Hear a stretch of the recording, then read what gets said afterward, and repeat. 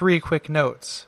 The reason why we're able to keep our podcast, The Duckfeed, ad-free, and the reason we're able to do so many of them is because of listener support. So if you go to patreon.com/DuckFeed.tv, you too can support us.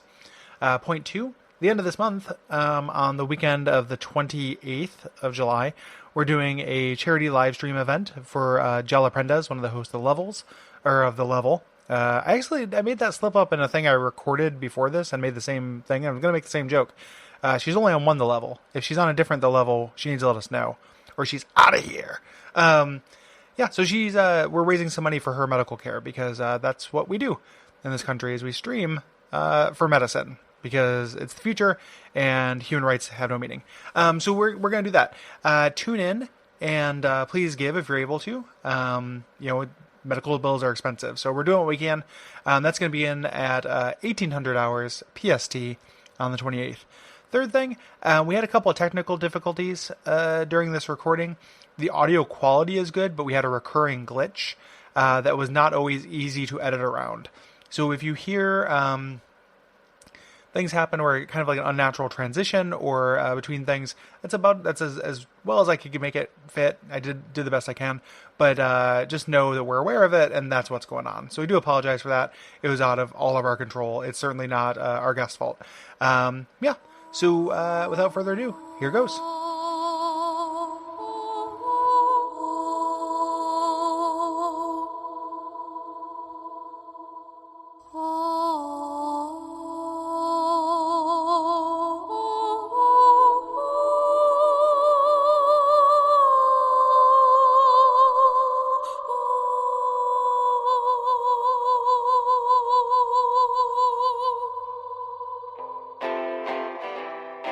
Some of our landings were desperate adventures.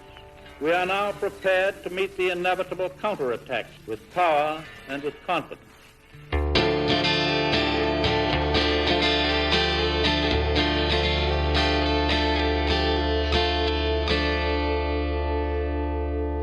My name is Gary Butterfield. My name is Kole Ross. And I'm Randy Walker. And you're listening to Bonfireside Chat. It is a Regal favorite. And this week we are continuing our Victory Lap season, our farewell season, by revisiting Dark Souls 2. And as you heard, we are joined by executive producer Randy Walker. Hey, Randy. Hey. Yeah. That's a title. You can put that on your resume. No, please don't. No, please don't. All about that. It's just like it would just be. I mean, if you could sell it, like if you could make it, it's like the difference between you getting a job. Yeah. That's great. Yeah, those are questions I don't want to answer. Yeah. Be really tricky. So there's this popular Japanese action RPG that I like. Let me start at the beginning. Berserk is a manga, but like, much like an iron slab. Yeah. No, see, it was a sword, but no, where you? No, hire me. I'd be great. I know cars. Yeah. How's it going, Randy? It's going okay. It's going all right. Yeah, that's good. Good to hear. Thank you. Thanks so much for being here and for your support. We like to open up with just kind of anybody we have on the show. If we ask you just a little bit about how you kind of got into the series and more specifically why you chose Dark Souls 2 for revisitation season. Yeah. The thing is, like, I'm more of just like a From Software like dilettante. I came up in From. I've been playing like Kingsfield and Armored Core since like the PS1 days, and I was just like that was my steez, I had a friend who got like his imports from the city. So the city being New York City. I'm sorry, I'm from New York. Oh, that's fine. And we would just like play our untranslated Japanese versions of like Kingsfield and like other like was it Shadow Tower and stuff. And that was like there's something about those games. Like there's something about From games. I don't think I'm alone when I say that. Like they have a weirdness to them. There is like just like this like crunchy stuffiness to them that is very delicious. Mm-hmm. And I kind of followed that like all the way through up until like the PS2 era, and then like for whatever reason I just kind of fell off. You know, you just kind of drift away from stuff, not like any sort of like active reason or whatever. And then like I start hearing about this game, Demon Souls, and I'm like, wait a second, is this like a third person Kingsfield? Is that what they're doing here? They're like, it's balls hard, it's shit hard, it'll kill you. And I'm like, oh, okay, yeah, so yes, okay. And then I got a PS3. This is gonna be my shame minute. It's like I got a PS3 for Dark Demon Souls. Mhm. My copy of Demon Souls is still in its plastic wrap. Oh. Wow. I am really bad at like following up both on people's recommendations and also like my own. Oh yeah, yeah. Mm. I am really bad about that. And so then a few years passed and Dark Souls came announced. I'm like, oh man, they're really going with this. I'm glad that you people are really going. Like From Software is really getting it. And That's it's like, boys. okay. yeah, it's like all my boys. They're getting like something like it's a comeuppance. Like Yeah. you know, it's like It's a positive comeuppance. Yeah, they're getting getting what's coming to them. They're just desserts, but in not like a villain way. Right. yeah.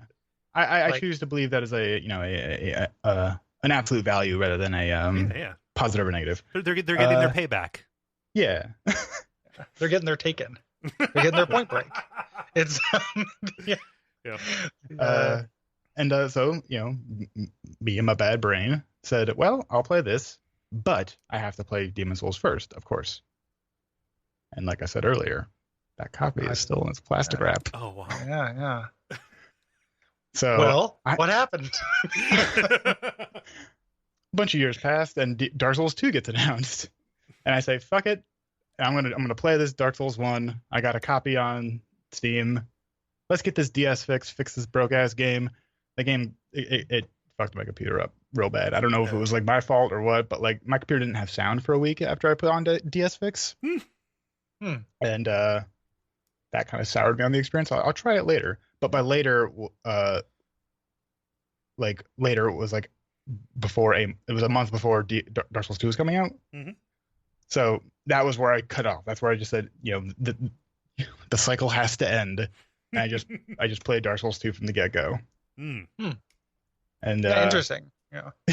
yeah, it's weird. It's like I know a lot about those two first games, like just from listening to like things like this and just people and being on the internet around like video game culture websites and stuff. Yeah. You pick up a lot, but like those are two gaping dark signs in my my gaming history. Oh wow. I also would have accepted Gaping Dragons in your Dark Souls history. Oh fuck! See, they're both good though.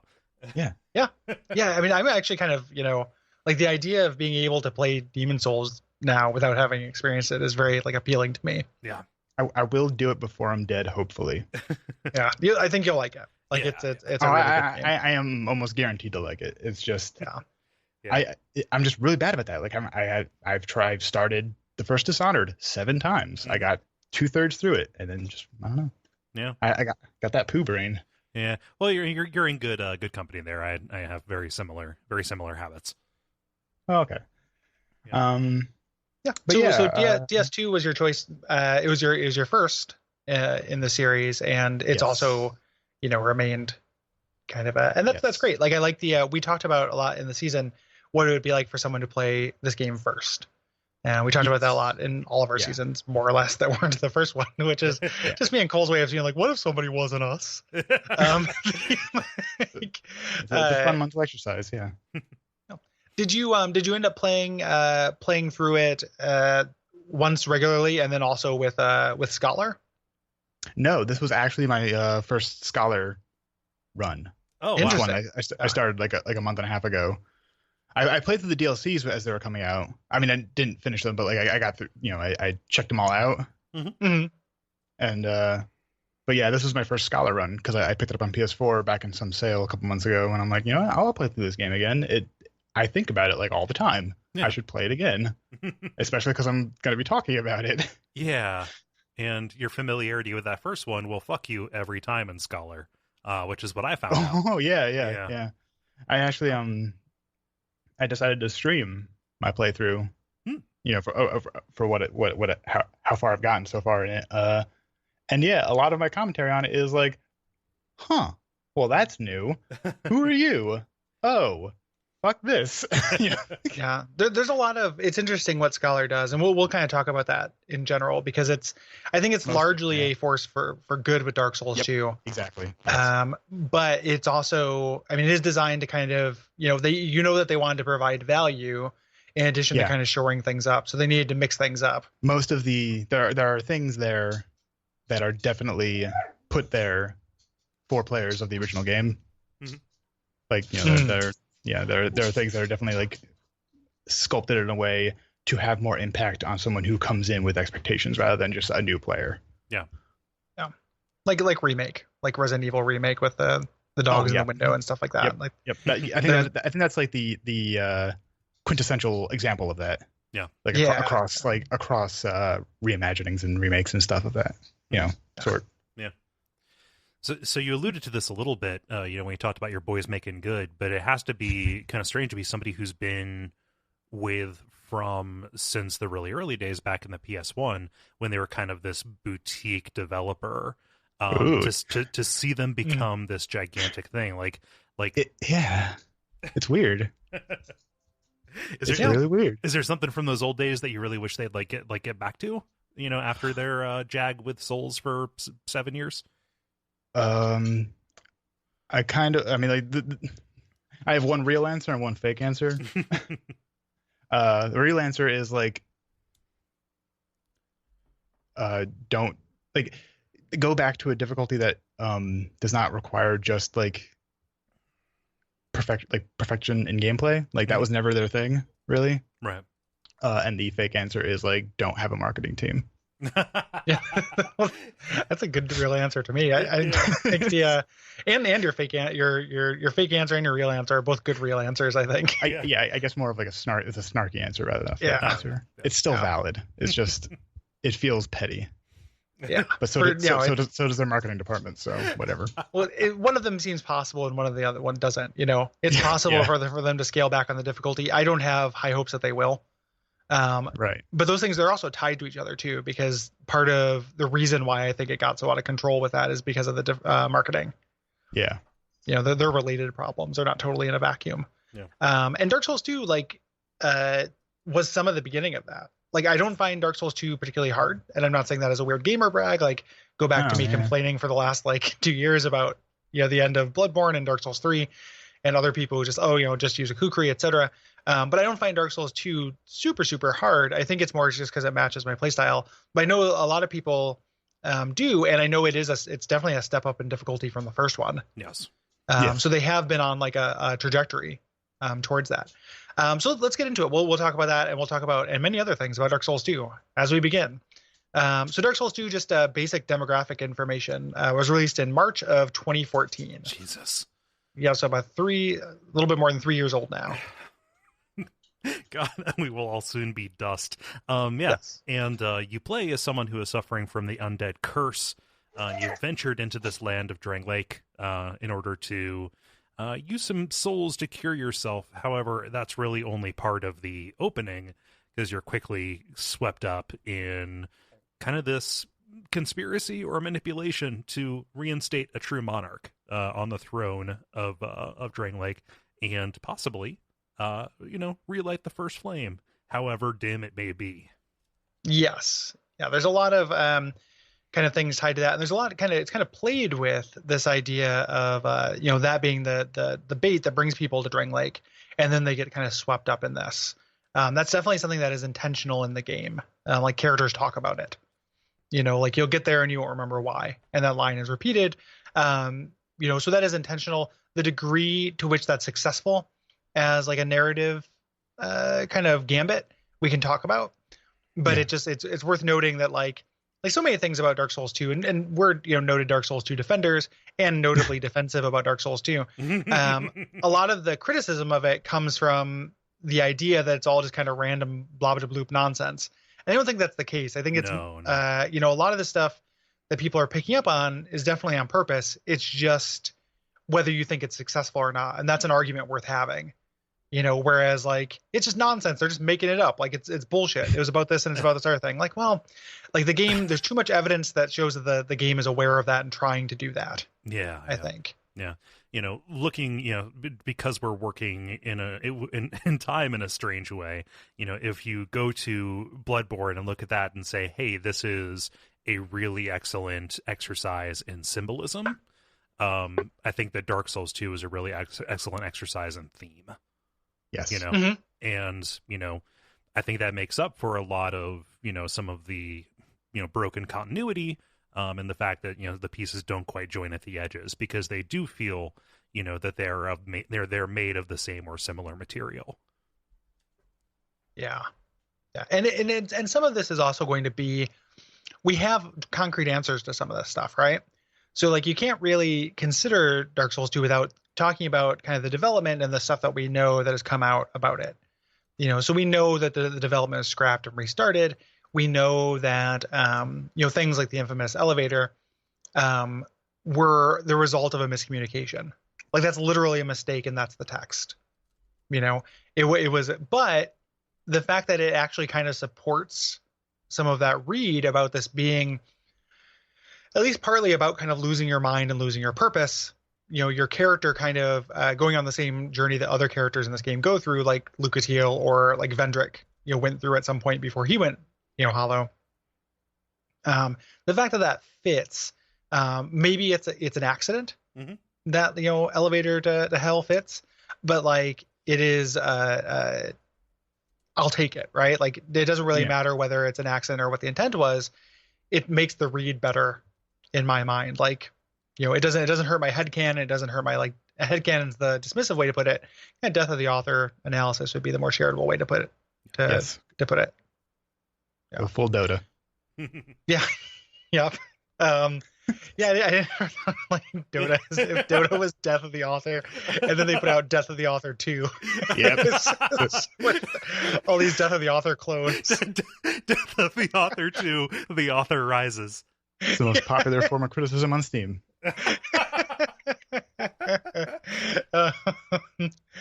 That's very good. Yeah. Yeah. So, I mean, do we like what kind of generally, about what this? Do you guys want to kind of start with that, kind of like where this is, what this is about, kind of thematically, and then work our way in, or do you guys want to kind of circle back to that after we talk about some more specifics?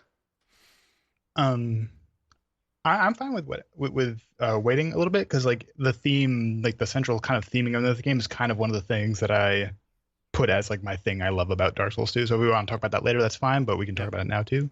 Yeah, let's revisit it, because I think that there are a lot more kind of immediate things that mark Dark Souls 2 as its own entry in the series, and they're primarily mechanical or have to do with like the structure of the game, because this is kind of a weird, side stop for the for the series, right? Yeah. Yeah. And part of that is, so to me, like the biggest thing about Dark Souls 2, and this is going to be repeating a little bit, Dark Souls 2 specifically as a sequel, to repeating a point that I made a bunch in Dark Souls 3, but like this feels like time and distance has meaning compared to Dark Souls 1. Like this is long after Dark Souls 1 and very far away. And to me, that is the way to do a sequel to Dark Souls 1. Yes. In my mind. And that's a huge strength. And that sense is so pervasive.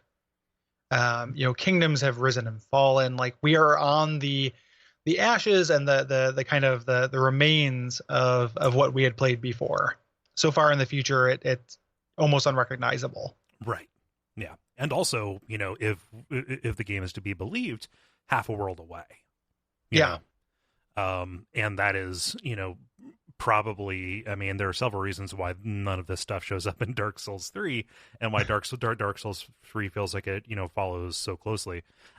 This is so far removed in time and space that if they pushed it a little bit further, this actually could have been almost a Demon Souls to Dark Souls split. Yeah. Or Dark Souls to Bloodborne. Yes. Yeah. Like Cursed Souls or something, something like that. Like, they could have doubled down on it. And I think the game does like suffer a little bit from that, kind of having a foot in both ponds. similar to how Dark Souls 3, it's real weird when it brings up Dark Souls 2. Mm-hmm. It's similar. This is real. It's a little bit weird when it really directly brings up Dark Souls 1. Like sometimes it's very successful, sometimes it's less so. Yeah. For as, kind of impactful as the old Dragon Slayer fight is, now that I have the full context of the series, it doesn't make a lick of sense. Yeah. Well, I prefer to think of the entirety of Dark Souls 3 as fan fiction. Okay. So if you ignore Dark Souls 3 completely, which is what I do, then it makes sense again. Yeah. So it's pretty much that didn't happen. And then the Ring City didn't happen, and Ashes Oriental also is just not part of it. There are people who downloaded this to listen specifically to write angry letters, and I think that you just gave them ammo. Yeah, I've said that before. Like that's not the first time. It's just old Dragon Slayer, like it's a really cool moment. It's a cool fight. Yeah. It doesn't make sense with what was revealed later. Like you're totally right. Yeah. So some of those little bits are just kind of there to be cool. Other ones are super perfect though. Mm-hmm. Like that sense of distance. Like I love when it shows up in item descriptions. Like I love, I've talked about it before, but the Elizabeth mushroom. Mm-hmm. Like she was once a great beauty. It said, like that kind of way that history and time distorts. Yeah. Is like a major kind of player in this. Yeah. Armor that used to be named after legendary heroes of Lordran. Their descriptions get less specific. They talk about the way that it, disseminated, and they allude to it, but they don't actually say, hey, this was a notable person before. Yeah, like Seath was never referred to as the Writhing Ruin, as far as I know. Right. Yeah. Until a little glowy ball said so. Yeah, until he became kind of a ruin, and that Seath thing, I know this is not true, and we talked about this a lot in the thing, but I will always hold on to the feeling I had when I thought that dragon specifically was Seath. Mm-hmm.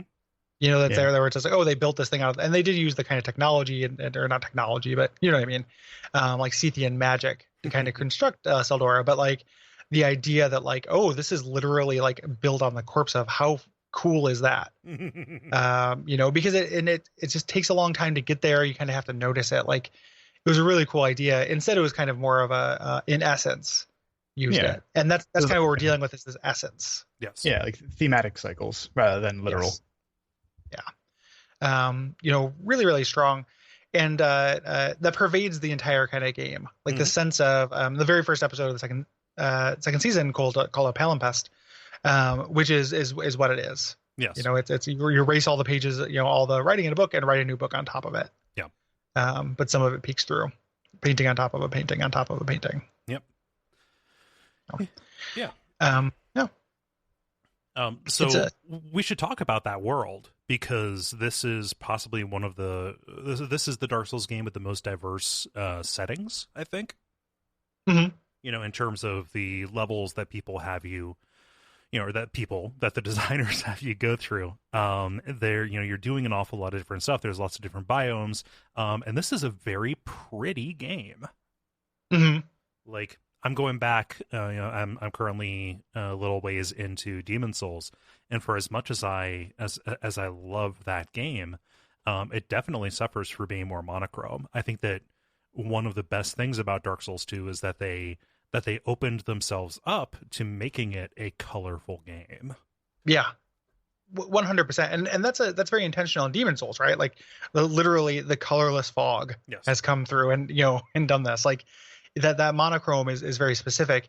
This, I think that it kind of gains more than it loses, though, by like allowing things to be, having variety, but then also having like, just because Shrine of Amana is as beautiful as anything in the series, doesn't make it less threatening. Right. That like kind of juxtaposition is real classic, but it's classic because it's very effective. Yeah. And then when they actually use it for kind of hub areas or zones of safety, like Majula is far and away my favorite hub that's like been in these games. Like Majula is great. Yes. 100 and it wouldn't be emoji. if it wasn't beautiful. Yeah. Like what it is, it's so beautiful. The music is very good, and it feels like a safe haven, and mechanically and kind of narratively functions as such. Yes. I was going to say the beauty throughout Dark Souls, like the diverse beauty and beauty in diversity kind of thing, is in my mind core to the theme. Yeah. Mm-hmm. Yeah. This was once kind of a majestic place, and the idea that you are, going into the ruins of this once kind of majestic kingdom and gathering people and kind of starting this, bootstrap settlement, back at the beginning on the coast, is I don't know, it feels very satisfying. It feels quaint in a way that the series kind of doesn't. And the fact that Majula is this safe space where there really is no danger aside from maybe accidentally falling down the pit. Well, there's the pigs. And pigs, yeah. Oh, yeah. Yeah. Nobody goes in that corner of the town. Yeah. That corner belongs to the pigs. But every town has a bad neighborhood, so. Yeah, over there in Hogsville. Yeah. That stands in contrast to most of the other entries in the series, aside from maybe Bloodborne and Dark Souls 3. Okay, so roughly half the series, where they subvert the safety of your home base. I mean, the Nexus feels like a dangerous place at all times. You are literally trapped there. Firelink ultimately goes away. Yeah. Well, so Cole, I would say that in 3 and Bloodborne, they subvert that safety. Yeah. Because, in Bloodborne, you come back and do the final boss fight there. Yeah. And it's on fire. And then in Dark Souls 3, your actual Firelink doesn't actually do anything, but you do go to that like cursed version of it. Mm-hmm. So it kind of plays with that idea. Whereas this one, like Majula, remains pure. Yes. So Randy, this being your first Souls game, walking out of the Things Betwixt and kind of getting that first glimpse of Majula, like how did that impact you? Like, what was your estimation of this place? Well, I had the unfortunate, because it's like, Souls has this reputation. It's, you learn to be mistrustful of things that appear good.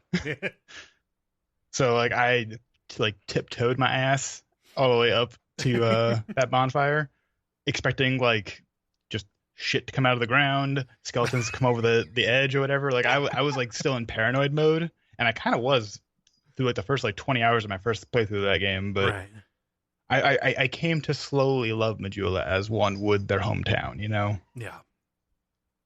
I began to cherish it in its absence.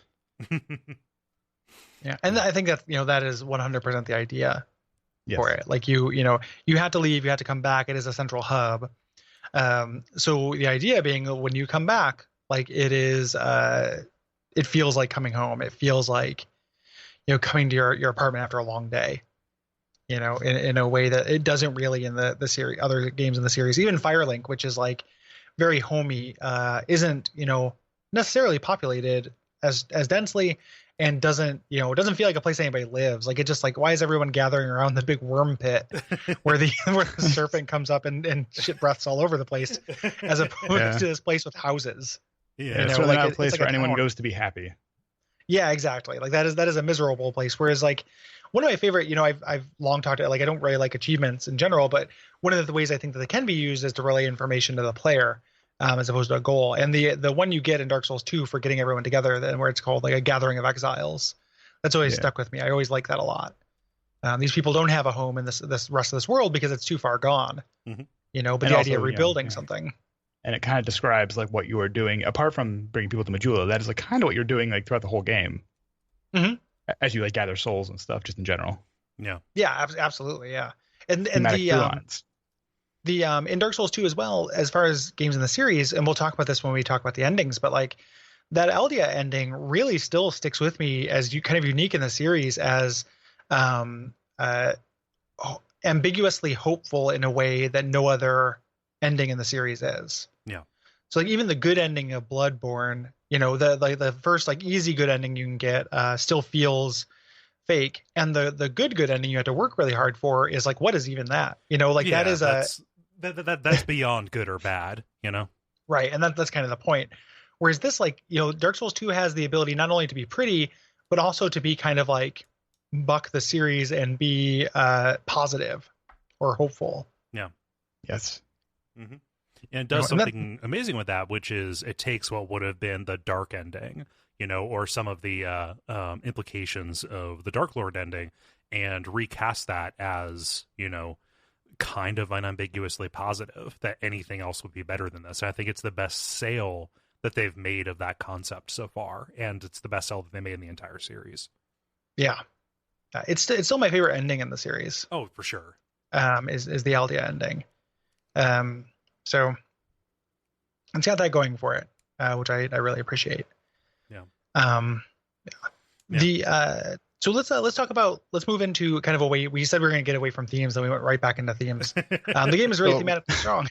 Yeah, that's what makes Dark Souls 2 is theme for miles. Yeah.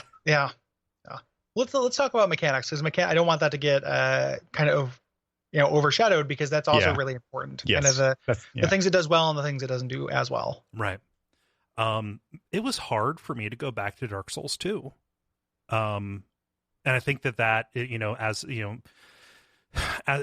if we're talking to people who have a broader experience with the entire series, that I don't think we can underline that enough, that yes, it has changed, and Dark Souls 3 did do something really good by making the play more fluid, by making it so that it was less about avatar skill and more about player skill.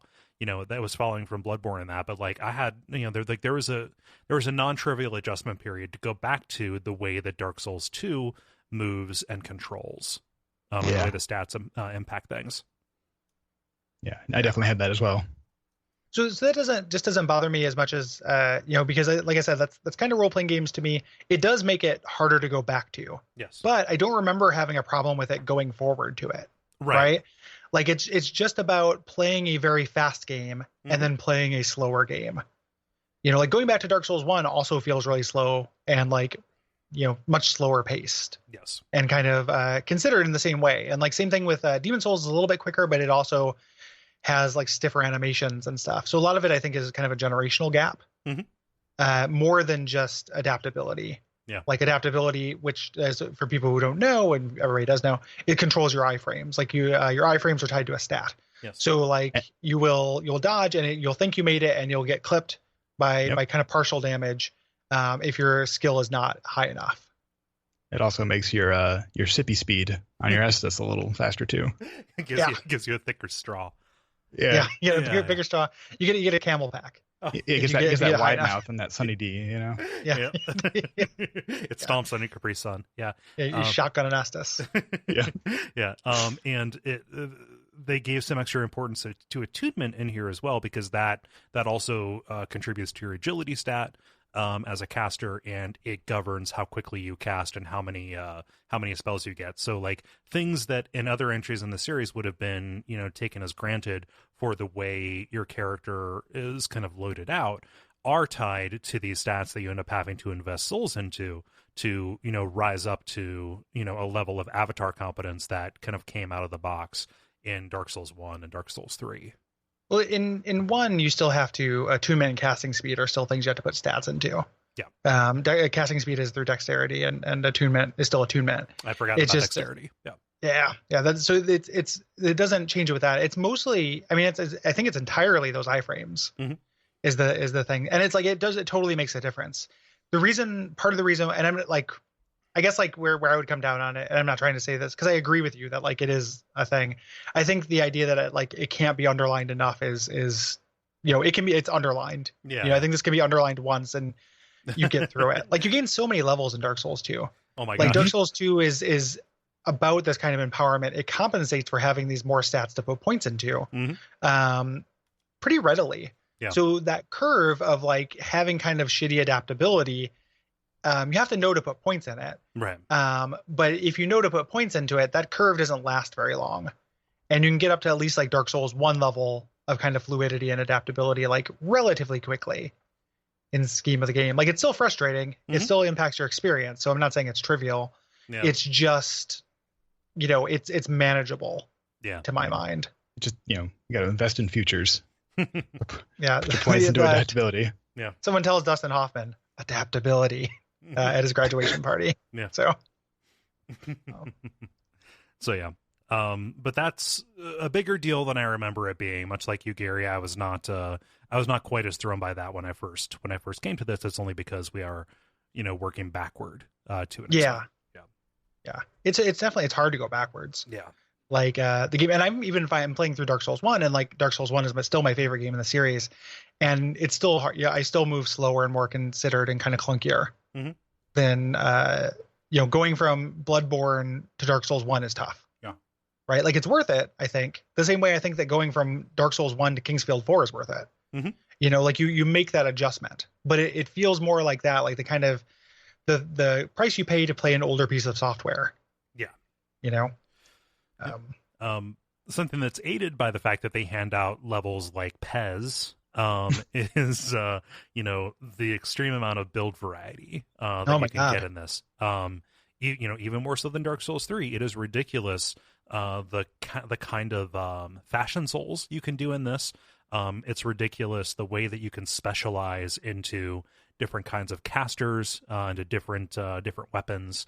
The fact that you can trade in your boss souls at 2 different vendors for different kinds of goodies really makes it so, like, if you set your eye on a prize, you can get to it, or if you just want to like experiment and make this weird ass character, it's entirely possible, and it's pretty satisfying for both PvE and for PvP.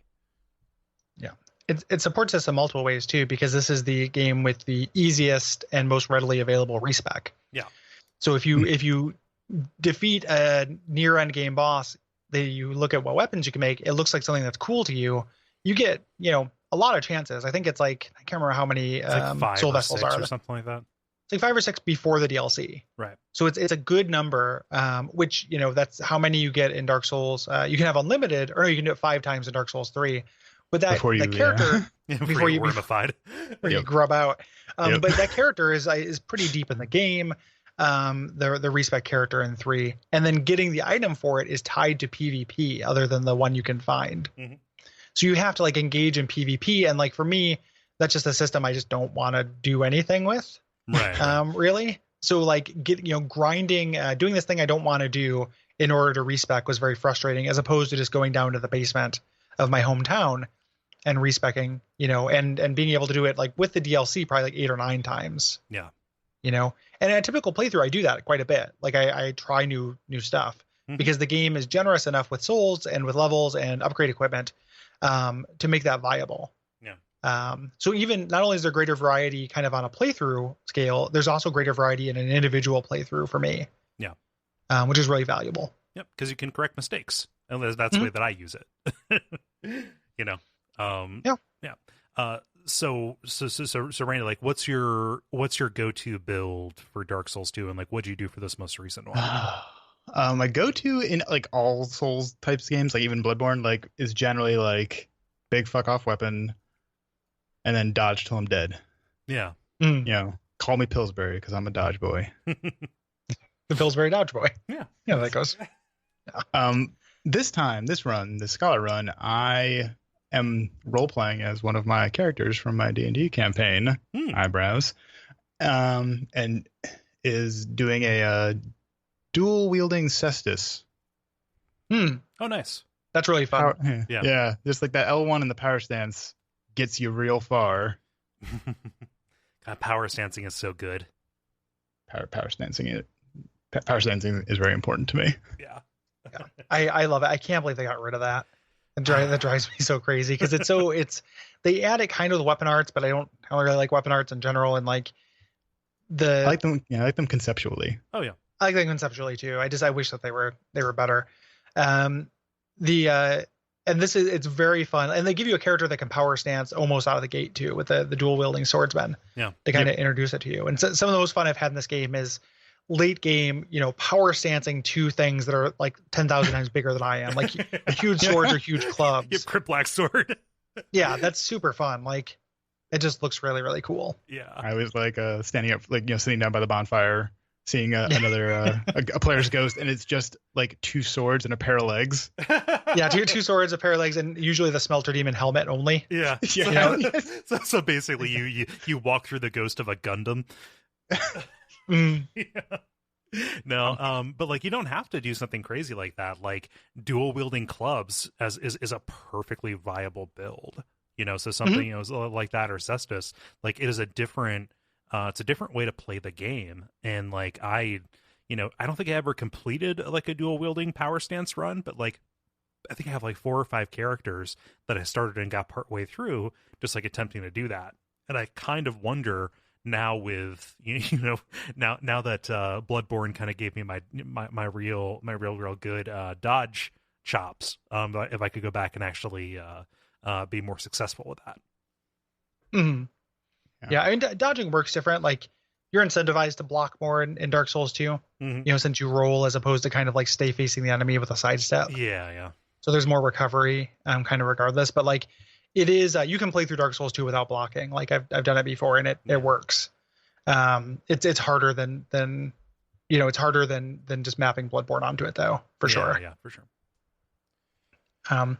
Yeah, I love that kind of variety. Like, I played through this game every way you can play through it, pretty much. Like, I've done many different playthroughs, and I've done big fuck off dual wield and like two rapiers and every kind of caster in the game, and they're all doable, right? And not in like a challenge run sense, which is kind of how it is in the other entries in the series. Like, like Lobos can be like, I'm just going to use hunter's tools in Bloodborne, but I couldn't do that. Like, that's too much. Whereas this, it's like I play through as a hexer. You kind of have to hack the beginning of it, which we should talk about a little bit, the kind of non-linearity of this. Yeah. And you can make that viable and powerful very early on. Yeah. Gary, did both of us do hexers this time around? Yeah, I did a hexer. Yeah. So I just miss playing a caster so goddamn much. Yeah, because I haven't been able to do it in years. Yeah, and it's extremely fun. Like, it works really, really well. The spell variety is really great. Like, even the first like kind of vendor you get for hexes like gives you a bunch of cool spells. Just different ways you can buff yourself or enchant your weapon if you're using that. And you get to the second one, you get that like dark fog poison attack, which is just like really, really good for I was trying to kill NPCs in this, and because I wanted to remind myself what they had. Excuse me. And partly I was looking for a good armor set to use. Yeah. And you hit a NPC with a couple of those fogs, like the guy who runs the Blue Sentinels. Yeah. Did not last a second. Like, it's a really, really kind of cool utility spell. Yeah. That. If we're talking about build variety, this would be a good time to talk about one of the things I love about Dark Souls 2 is how many just kind of weird things there are as part of that. So like the Jester set, or the Butterfly set. Yeah, you can dress yourself as up as one of the Monarch's henchmen. Yeah, and it has these bonkers effects. Yeah, like, oh, this is the Jester's hat, which I can't, if I'm wearing this, I can't be backstabbed. Things like that. And none of the other entries in the series do stuff like that. Like, it's so weird, and the way that the Butterfly set like changes the way you jump. Like, I've seen videos of people doing these dive bombs from across the map, like doing this floating like jump attack on invaders and stuff. That's just incredible. Yeah. Like it gets weird in a way the other entries really don't. Yeah. And that leans into something we love whenever it shows up. And I think it shows up maybe the most densely here is humor and souls. Right? Yeah, for sure. Yeah, it's funny. You can make yourself look really ridiculous in addition to making yourself look really cool. And that's a lot of the weapons have weird little quirks to them as well, like stat buffs that they give you. Not so much immunities that happens in armor, but you can get like weird stat buffs, and you can get things that just kind of has special effects. Yeah, like to it. The ruler sword or whatever that lets you increases attack as the amount of souls you have goes up. Mm-hmm. Yeah, that's some of that's kind of cool. Yeah, and they even do that with the spells. Like the whole idea of hexing, it costing your souls as a currency, as like a secondary currency. That's so cool. Mm-hmm. Like the damage being determined by how many you have or whatever, like how many you spend on it. Yeah. Or like casting from that as a secondary mana pool to like to buff it. It changes the risk reward of certain kinds of combat. Like, are you going to use just dark orbs, or are you going to use this use this kind of valuable currency to make it more powerful? In addition to that, like the ring that you get for the hexer based covenant costs you HP whenever you cast a hex. Yeah. Mm-hmm. Not a lot, but like it snuck up on me because I forgot about it. Yeah, it's kind of cool like, the way like it recontextualizes souls, like as a currency, but for a different sort of purchase or whatever. You're purchasing death. Yeah. Yeah, purchasing the screams of my enemies. One death, please. Yeah. Like it is a different kind of resource, you know. Yeah. That's really clever. Like Yeah, and definitely. it's a design space the series kind of stopped using. You know, right? Yeah. Like there's a little bit of that in Bloodborne where spells cost bullets, but that ended up being more of a frustration than anything to me. Yeah, because that was a persistent thing and not something that recharged on a restart. Yes, like that exactly. That broke the cycle. Yeah, it interfered with the grinding and the kind of getting that, you know, the scarcity of those things in a negative way. As opposed to this being like a single individual run from bonfire to bonfire as a hexer. If you're not looking to level up, like you will fuel your own, the enemies you kill will fuel your spells. Yeah. If you're, you know, so you're kind of reestablishing your base. Yeah. I was just gonna say that there's another mechanic that kind of recontextualizes souls and how you get them and what they're worth when you lose them. But we can talk about that when we get to it. Oh, go for it. There's no real order that we're hitting this stuff. The dreaded soul memory. Ah, yeah. Oh, sure. Yeah. I never think about soul memory. Yeah, I had to let you speak to that because I know that's a really controversial thing in the game, and I know that I trust people who say that it's a problem. As somebody who doesn't engage with PvP, it doesn't impact me very much. But that doesn't mean it's not a problem. So do you want to talk about that a little bit? Sure. I mean, my beef with it isn't really PvP related because I'm not really a PvP person either. But I didn't really notice it when I played the game the first time back when it was out, because if I wanted to get summoned or summon people, I could. Like there was, you know, but like areas in front of boss doors were like filthy with summon signs all the time, forever. But this playthrough, nothing. I got, you know, I would always like whenever I was hollow, I would just put my sign down, just like that's a matter of course. Yeah. As I'm going through the level, just, you know, it's like, you know, free humanity. You know, that's how you do. But I got summoned in my like 36 hours or whatever of playing. I got summoned in once. And I wasn't like, you know, my soul memory was not super inflated. Like I got to the Shrine of Winter before I hit 1 million. So right. It's just like it does like push you away. Like it pushes like you out of brackets. Yeah. And it's just it makes it so you're less likely to go for that you know, nothing to lose suicide run. Because like, oh, those 8,000 souls that I dropped near the boss area, like I don't need them. Like I'll just get them more later. But like that's 8,000 souls ticked to my like weird like soul tax. Yeah. And it pushes me either away from people who want to help me or towards people who want to invade me. Oh yeah. And you want to go get those back and spend them because otherwise they will be empty souls for your memory. Yes. Yeah. It's like it turns like souls. It gives them the potential to be like junk food, essentially. It's like, oh, those like souls that you lost, like that were on your bloodstain and they go away. Like those like didn't really go away. They like they go into your arteries. Like yeah. And like that sucks a lot. And that problem is only going to get worse. You know, we're already 3 years on, and they've had a couple of you know, revisit kind of events. You know, before we're like, hey, let's all go play Dark Souls 2. I have no idea what the current kind of community is. I mostly relied on NPC co-op stuff. I think I was invaded by like one dude. But like, you know, as this game gets older and people move on just kind of naturally, anything that limits your ability to connect with a dwindling crowd of people is going to kind of compound that loneliness problem. And that's definitely a poor gets poorer situation. Yeah. And that's something that is actually like kind of cool about Dark Souls 2, especially in Scholar, is how crowded some of those sessions can get. Yeah. Which is cool. That part is cool. Yeah, being able to kind of roll deep. Yeah. Yeah, it's interesting to think about how it might impact just even PvE. You know. Which is all I care about. So. It didn't impact me very much on this playthrough, but I can see that for sure. It's also kind of like fiddly in a way that I tend to ignore. You know, like it just kind of like I'm like, oh, I'm too, you know, I don't look at this because I don't want to pay that much attention to stats. That doesn't mean that it's not impactful. It just means that my eyes glaze over it, which probably speaks against it. Like the fact that it is harder to understand than I want it to be. Yeah.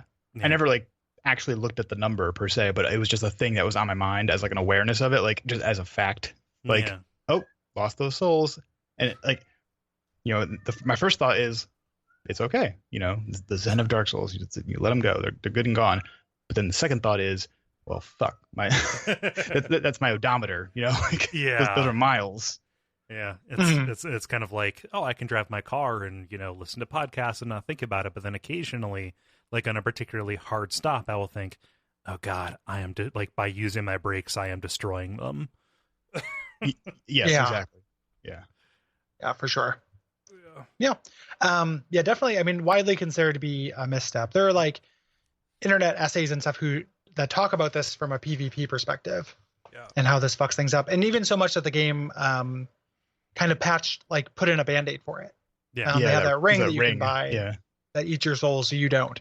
Mm-hmm. That kind of fixes that, but they realized it was kind of a mistake. But they still hid that ring like partway through the game. It's kind of shitty. Yeah. It probably would have been good just to be able to like flip it on or off. Yeah. Have a Crestfallen Warrior give it to you. Yeah, totally. Like make it findable in it's in the basement of Majula. Yeah. Yeah. It's you're gonna lose them all anyway. So why don't you have this ring? They'll just eat them. Yeah. So that would have been a way better way to do it. Don't get addicted to the souls. Yeah, exactly. Who's the sorcerer who sells it? I think the guy in Lost Bastille. Strayed. Strayed. Yeah, Strayed. I think Strayed's the one who sells it. The first person who there might be two of them in the game. But I think he's the first one who sells, and that's too late. Yeah. It's not that late in the game, but it's too late for a mechanic like that, I think. Yeah. So Soul Memory, correct me if I'm wrong, but like the primary goal of that seems to have been to reduce ganking, right? To make it so that you would not have the Dark Souls 1 problem of, somebody who had end game level gear but a level 1 character going in and making life hell for people in the Undead Burg. That was one of a couple of mechanics that they put in order to really de-emphasize invasion play and move more of it to these kind of sanctioned arenas, right? Yes, yeah. I believe that it is the case that they put that in there as a measure to prevent, high-level equipment on low-level characters and having bad invasions. Yeah. And I missed that. I was, kind of looking at Dark Souls 2 again in the context, like, that is a cool thing about Dark Souls 1 and Dark Souls 3 is being invaded. I know a lot of people that ruins their day, but for me, I'm like way down with it. Yeah. Something, so I don't know if this, I'll get to this a little bit later. No, I'll get to it now. Fuck it. So this is kind of before Soul Memory, but when we were talking about the kind of weirdo outfits, I want to take a moment and talk, we'll talk about specifics, but I want to talk generally about how weird the bosses are in this game, and how there's a little bit of that spirit of experimentation that I think is like sorely missing in Dark Souls 3. Yeah. Like this game got tons of flack for so many bosses just being like a dude with a duel, right? Like a guy with a weapon. I don't see that happens a lot. But so it happens, right? Because there's tons of bosses. But there's so many like just weird things. Yeah. Like there's so many like royal rat authorities, and even something shitty like Prowling Magus Congregation, King Alva's pet. Especially I'm counting in the DLC, right? So I'm taking the game as a whole. Right. But if you look at it as a whole, there's so many weird bosses. Yeah. These kind of experiments. You end up with even what's her head from Sunken Crown, who's not a very good boss fight, but that summons another boss. Like these are weird ideas. Like there's kind of an experimentation and strangeness to the armor sets, mechanics, and bosses of this game that I think is really worthwhile. Yeah. Or arenas. Like you have something like the Lost Sinner, which uses darkness to huge effect. That is mechanically a big deal in the original version, but like in Scholar with the updated lighting engine, that is a very difficult fight to do on the basic terms that it gives you. But the fact that it's a little bit of this inversion of the old hero in Demon Souls, where like you are fighting a blind person in their element in darkness. Yeah, and it's really kind of neat and weird, and even the way you fix that light, right? Like it's tied to exploration at a different part of the level, and the fact that you can do it without it. Right. You end up with that. You end up with like the flexile sentries like slowly flooding basement, and then this in this case, like that actually affected me in this go round because I went there earlier than, kind of made a beeline for it. In this game, like went there more or less right after I got my hexing stuff. So like that area was pretty hard and the boss was hard for the first time. That boss is not generally very difficult, Right. but playing as a caster without a shield, like just fighting from a distance, was tricky. And like that mobility really hurt me. And I'm like, wow, this is a cool, interesting boss fight. Yeah. And it's just kind of weird. Like they have those concepts behind them, which is something I always love about Souls bosses, like are very, very strong thesis or hook, to what they are. Yes. And also, like, there are some that are just really well executed callbacks, I think. You have, Scorpionus Notchka being a little bit of a reprise of Quelaag. You've got the Belfry Gargoyles, which is about as unsubtle as they come, but it gives you that nostalgia hit by using the music, but it makes it more complicated. You're fighting, 6 of them instead of the 2? Yeah. You have, Fume Knight, which, along with like Sir Alan, basically look at the entire Broom Tower and like, hey, wasn't Artorias cool? Yeah. And that's definitely what Sir Alan is. Yeah. Fume Knight feels pretty different than that to me. Just because it is like, it's all delayed hits and like these weird kind of like really, really learnable. Yeah. He's like so much slower, I guess. Yeah. It's slower, but syncopated in a way, as opposed to being like dramatic movement. Yeah.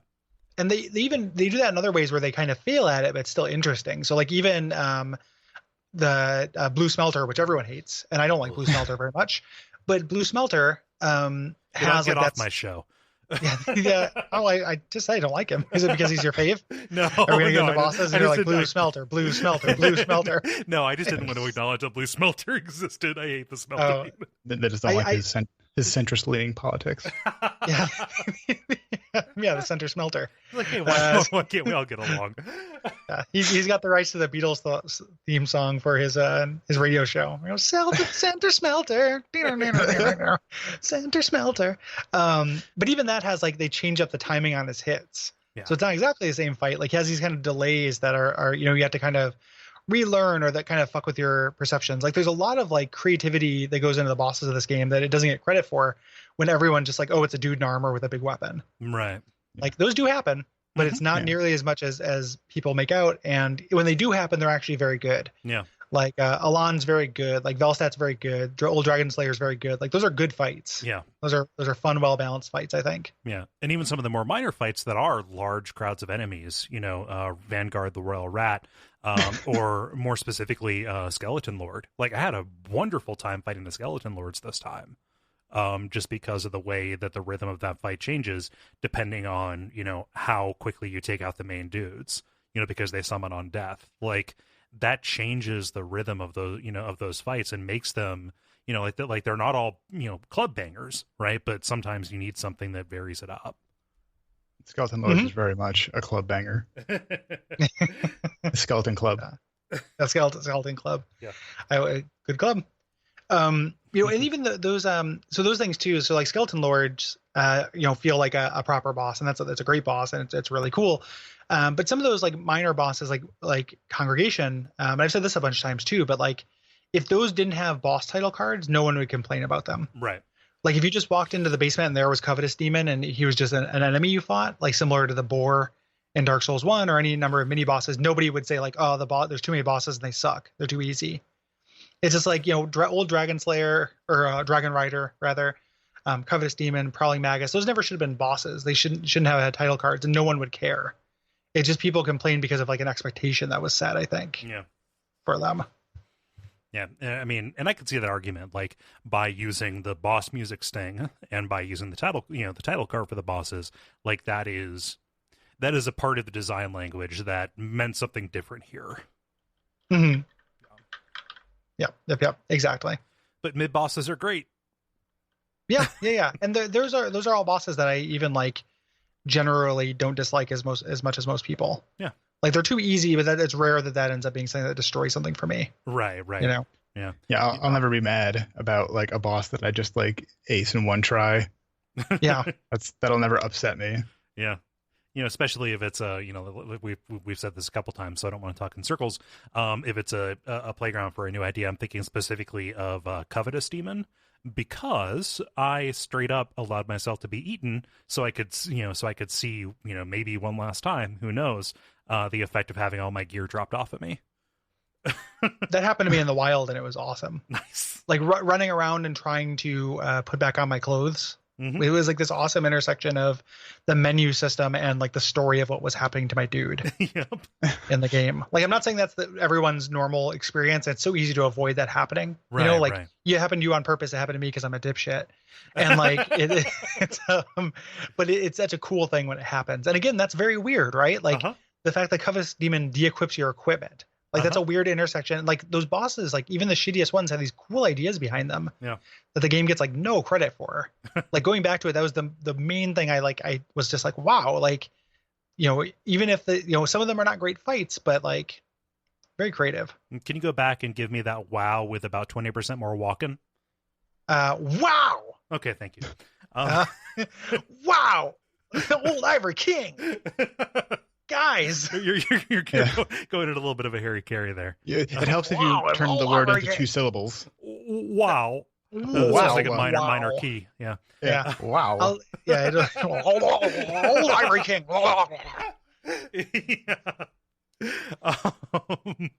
Speaking of that, I think that like if you take the DLC bosses kind of as, a whole, there's like its own, Dark Souls 2.5 kind of thing, that gives people a little bit more of what they wanted, right? I think that those are very well executed fights and some of the highest points in the game.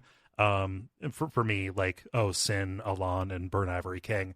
But it is much more in line with like the expectations from the Souls series. So I think that like there's that density that you want. It's just that, like everything else in Dark Souls 2, the bosses kind of spread out and spread around. Yeah. Yep. Yeah. Let's talk about kind of like moving out from the bosses and moving into kind of encounter design and how the game deals with healing. Yes. How that kind of those things intersect. It is bonkers that you start with no Estus, and once you get your Estus flask, for a good portion of the game, you only have 1 charge on it. Yeah. A lot of running back to the fire. Oh yeah, or sinking your souls into healing gems, right? Or life gems. Yeah, and that's what they want you to do. Yes, is spend it on the life gems. And I think the reason why that doesn't bother me as a choice, whereas Blood Vials does, is because you just get so many more souls in this game. It's very easy to like level up and then have a couple thousand souls left over and just sink them into life gems. Yeah, and there's my 6 life gems for this this stretch from bonfire to bonfire. Yeah.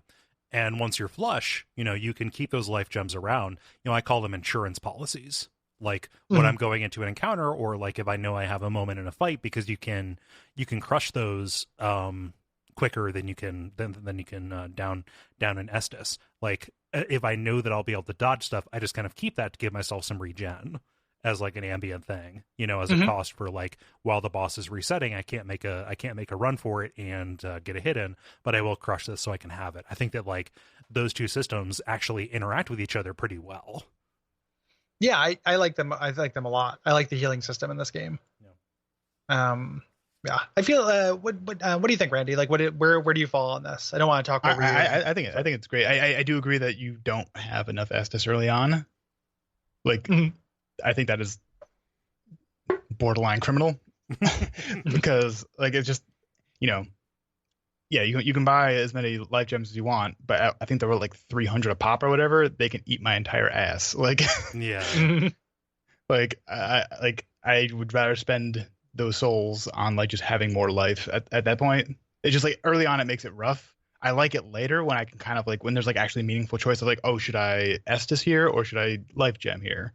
Like I think it actually makes cool gameplay later. Early on, it's kind of like a struggle because they like give you like the tiny thimble of Estus. Yeah. They give you the beer tasting. Yeah, the flight of Solaire. Yeah. Yeah. Love the idea of the flight of Solaire. The yeah, in the beginning it's definitely a little bit trickier because they're more scarce. I think that like something kind of splitting the difference with the Estus. Like I think that I like having shards as a meaningful thing to find. But like maybe if you started with 5, Yeah. and then moved up from there. So like the split between having, being able to use the gems as a regen thing, like Kole said, is kind of like an advanced level technique, but having gems for between encounters and Estus during tough encounters, Yep. Yeah. I think is a really cool way to do this. Yeah. One's cure light, one's cure moderate. Yeah. Totally. As opposed to, so having something that heals a lot quickly versus something that heals slow over time, like really informs that encounter design to be like much denser, much thicker, but you have more resources to get through it. And because you can warp bonfires, you don't have to do it more than once, really. Right. You have to get through it. It's not Dark Souls 1 good, which is the perfect healing system. And Bloodborne would have been perfect if you replenished up to 20 on death. Right. But this is, it's still very good, I think. Yeah. I think it's really only a problem through like Forest of Fallen Giants and Hades. Like somewhere around there, I think you pick up your second of those, and like rolling with 3 Estus makes the difference for me.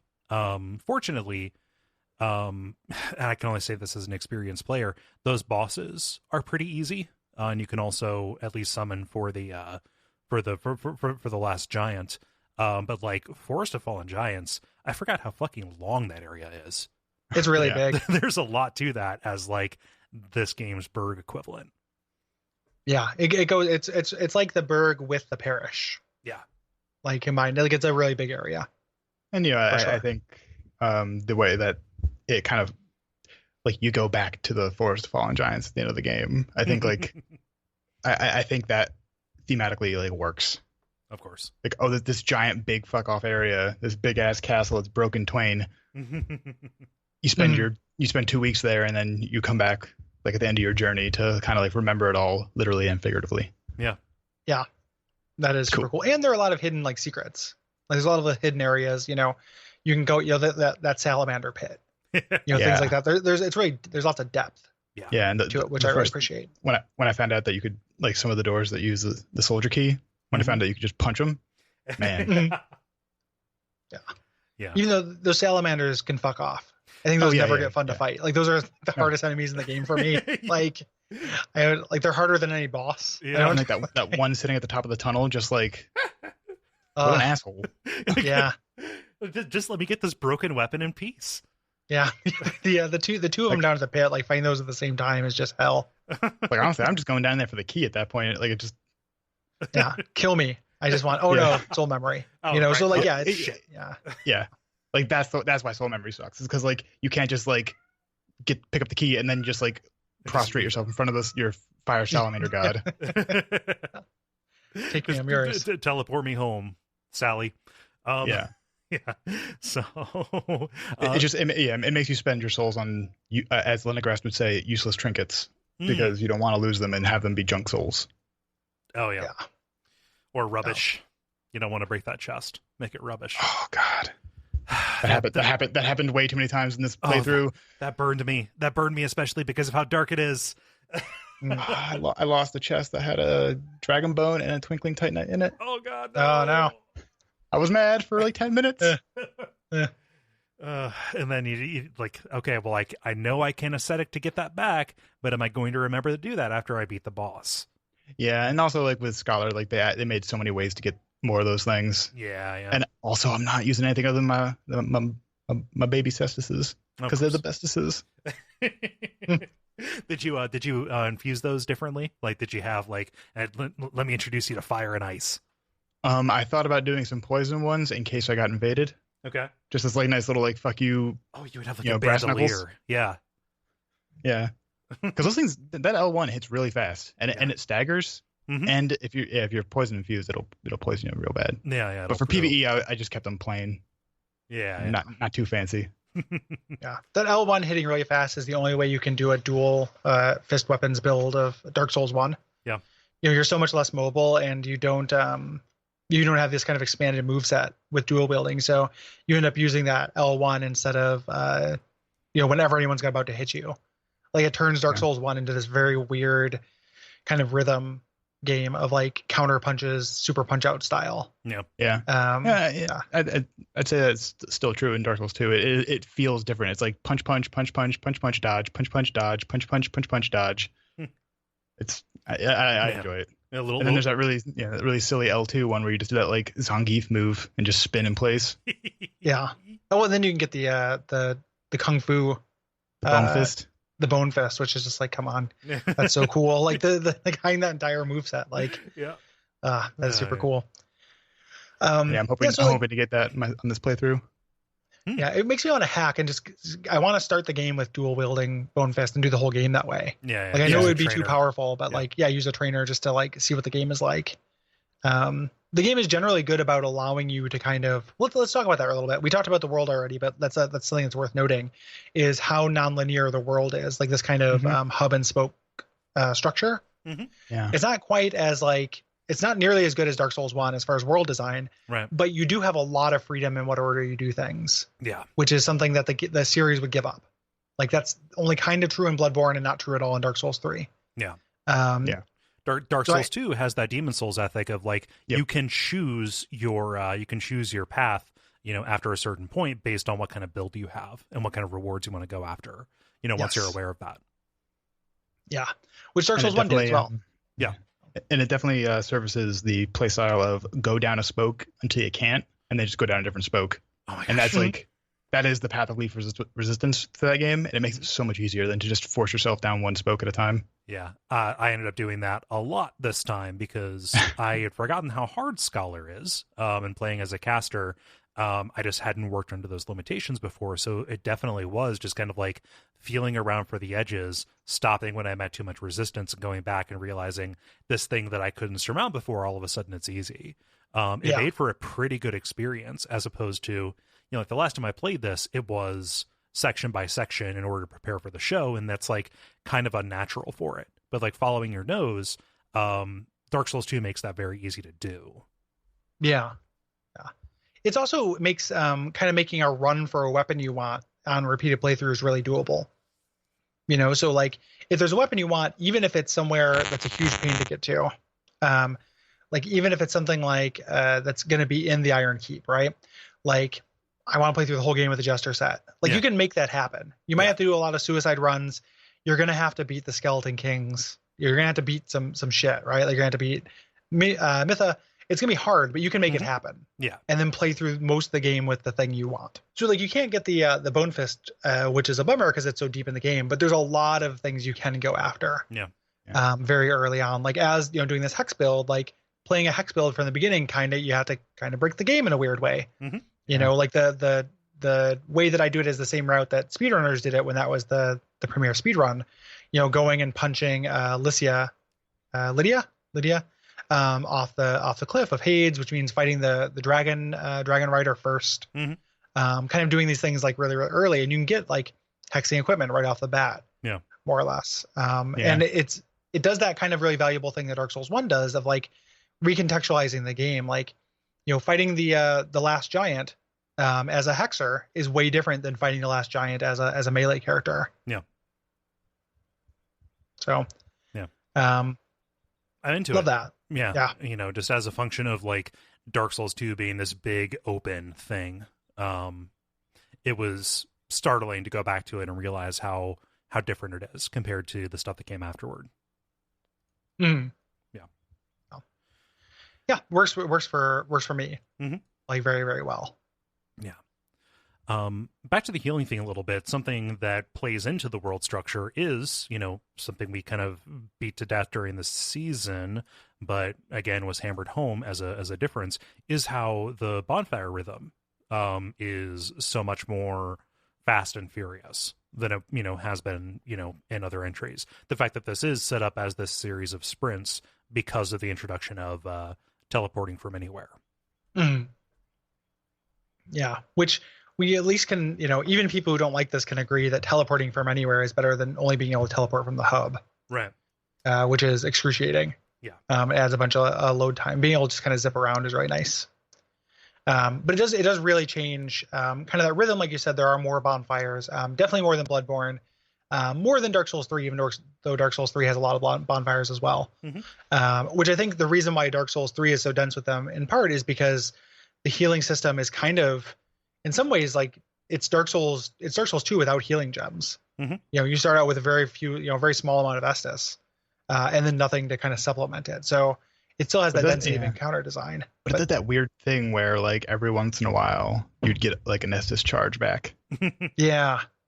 Like getting humanities in Dark Souls 1. Yeah, it was just this strange little thing. Yeah, I'm a fan of just like that mystery of mana from heaven, or health from heaven, HP from heaven, as like as an unexplained vagary of the way the multiplayer system works. There is kind of like a weird mechanic that like I don't feel like adds that much to this. No, where there is like a poor gets poorer mechanic as you lose health a little bit as you die repeatedly, because you have this curse. It's kind of shades of Demon Souls. Yep. And the way to think about it is the same. The way to get around it is the same way you have to think about it with Demon Souls, right? Like being at full health is a buff, not being at full health is not a detriment. Right. So it's very similar in that respect, and items to give you back to your humanity are more frequent than they are in Demon Souls. Yeah. So it's easier to do that, but it's still kind of a bummer. This kind of progressive curse thing that happens as your maximum health goes down and down and down. Ended up, like for me on this playthrough, becoming more of a chore than anything else. Yeah. Like just I would be like, why am I like this shouldn't be that hard, and then I would like look up and it'd be like, oh, I'm at like 40% health. Like I wasn't really paying attention. Yeah. And also like that played into the sin system, which is something that hasn't really been a factor. A good amount. Like if you are being a bad boy, you will go into further and further depths of curse, right? Something about this that did end up working for me. I agree that it's kind of a chore. I don't like using my co-op items in order to restore myself back to maximum health. That seems like a weird waste of them to me a little bit. And also you can be invaded by NPCs while you're hollow. So that's weird.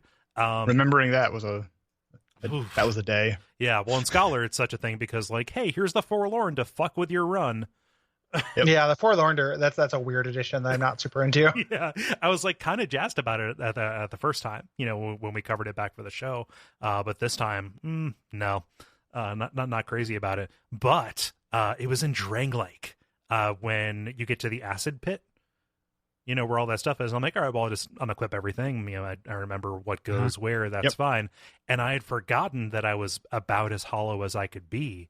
And it actually kind of like freaked me out a little bit. I wasn't like, crying and sobbing in the corner or anything. I didn't run away from my TV, but it was this unsettling effect that I was like, oh yeah, that's what's going on under my armor. Yeah, it's a weird little mechanic. And Dark Souls 2 deals kind of more generally with the effects of the curse, especially once you get into the DLC and the kind of the reward for the crowns and the like. Yeah. Ends up kind of being part of it, and it's kind of a missed opportunity in general because it permeates it, but you're unlikely to spend too much time thinking about it as you go through, and subverting it as end game and DLC reward. Yeah. But like having that kind of progressive curse with the best will in the world, keeping in mind that I don't like it, but if I had to play devil's advocate, it would be to kind of underline that theme. Yeah. If everyone is degrading as they go through, people are losing their minds, losing their bodies, so thematically, I think it kind of works. It's just not great mechanically. Yeah. Yep. I'm way into it. Thematically, mechanically, I don't know. I could have gone for my appearance degrading as I go along. Like give me Batman's cape. And Arkham Asylum. Like Dark Souls 3. Yeah. but yeah, the HP thing, I understand that it was the best intentions, and I'm not, for some reason it bothers me more than it does in Demon Souls, probably for Randy's, soul memory reason. Actually, yes, which nice. It's just I take all responsibility for hating soul memory. No, but like it's something that adds cost to a thing that, like, in the broader sense of things, I would prefer not have that much of a cost. Yeah, it seemed to me to go kind of slightly against like the ethos of like the mechanical ethos of Dark Souls of like souls are transient, but they're not. Like you get scarred up from all the souls you've lost. Mm-hmm. Yeah, for sure. Yeah, it's not something I love. Yeah, like the way I played it ended up being, like I said, primarily a nuisance more than anything, but only because of the way I play. Yeah, not because of any objective thing about it. I usually was drowning in those humanity things, but I also like was finding, like poking every corner. Like they use those as rewards a lot of the time. Mm-hmm. Yep. And the Forlorn do give you one, when you get them. Yeah. Let's talk about well, the biggest thing real quick, the Forlorn, the biggest thing about that, maybe it'd be a good time to talk about Scholar. Kind of transition that. But like the biggest thing with the Forlorn that bothered me is that their placement tends to be kind of in the most like fuck you spots. Like it's always while I'm dealing with something else at the same time. And that's like kind of a bummer. Like they actually appear kind of right on top of you, as opposed to a lot of other NPC ads, which we'll get into in the DLC, that tend to be a little bit more playful, or at least appear like a distance away from you and give you time to kind of like gird yourself. But a lot of times when the Forlorn came in this thing, I was already dealing with something that was frustrating. How about that Forlorn at the second bonfire in Shrine of Amana? Fuck you. Yeah, that's very, very frustrating. That's already a hard enough area. Not a big fan of that, especially compared to the additional NPCs that they give you, both for invasions but also for co-op. Like, just you have this motley crew of characters who will either harass you all the way through or, be your stalwart companions. I just like that Gesture Thomas keeps coming back. That's great. Like Gesture Thomas or all of those like gimmick NPC invasions during the DLC is super fantastic. I tell you, so Dennis told this story on the level, but he was playing Dark Souls 2 Scholar for the first time, and I think he was streaming it or something, and he thought someone was fucking with him by like invading, like, somebody who was watching it had named himself Armorer Dennis and kept on invading him, and he wasn't paying that much attention to chat. He didn't realize it was an NPC. I literally had that exact same experience. Oh, wait, is there? You thought it was a person, or you thought it was? I didn't realize Armor Dennis was a NPC. I looked it up later, and I was like, oh, okay, that makes sense. But like, Soldier's Rest in Forest of Fallen Giants. Who is this one asshole who keeps invading me? And the reason I thought it was a person is because earlier I was getting repeatedly invaded by the same player. So I thought it was just a different one, and I was like, this is when I got really upset about Soul Memory. I'm like, okay, the Soul Memory just fucked me and put me in a little one, like a bathroom stall with these two assholes. Like, yeah. But it was, I found out later. Yeah, it's like, oh yes, Armor Dennis. He's not real, boyo. And then I went back. I just left him behind, and then came back later a little stronger and just punched him in the face until he fell over. So that felt pretty good. Scholar of the First Sin, though, I also think it is generally, a large force for good, aside from how frustrating it is to, how frustrating it was for coverage on the show. The fact that we have this season that is kind of irrelevant. But it is tuned to be a little bit more difficult. And I think that maybe some of the more blatant fuck you, that we kind of decry later on in the series was kind of nascent at this point. For that rewrite. Yeah, there's a couple encounters that I feel like are on the side of hateful that I dislike. Specifically like hiding the DLC behind those two salamanders, things like that. Yeah. I don't think there's a whole lot of it though. I think there's less of it than there is in Bloodborne and stuff. So maybe it's just kind of beginning, but I think it's kind of milder. Yeah. In general, and even the DLCs, which are a little bit harder, like none of the encounters feel that kind of like just like absolute hateful. Yeah. Like 300 fight. Like, what am I even supposed to do? Yeah. The outside of bosses, like double Ava fight, you shouldn't have to do. Like those challenge fights, one of which is literally, hey, here are 3 incredibly tough NPCs. Yeah, the Gang Squad. Yeah. Which, like, Gang Squad sucks. Like, that's a terrible boss. Yeah. But it's like, it's also, again, it feels like something that the series would just kind of incorporate outside of bosses later. Yeah. In a way that is also frustrating. Yeah. If not equally so. Yeah. We really heaped a lot of praise on the DLC. And I'm happy to be able to say that like all of that holds true. Yeah. The DLCs are still super fun. Yeah. You played those, right, Randy? Like I know. Yeah. I my experience with them is kind of limited because like they are good. Like but they are also really hard. Yeah. Like compared to like the rest of the game. And there are parts of like that there are rooms in those, like there's like rooms in Broom Tower that are, they seem like they're there not to be complete, not to be like passed. Mm-hmm. You know, like rooms with like 4 or 5 Ashen Knights and that big iron flamey dude. The lava shoulders.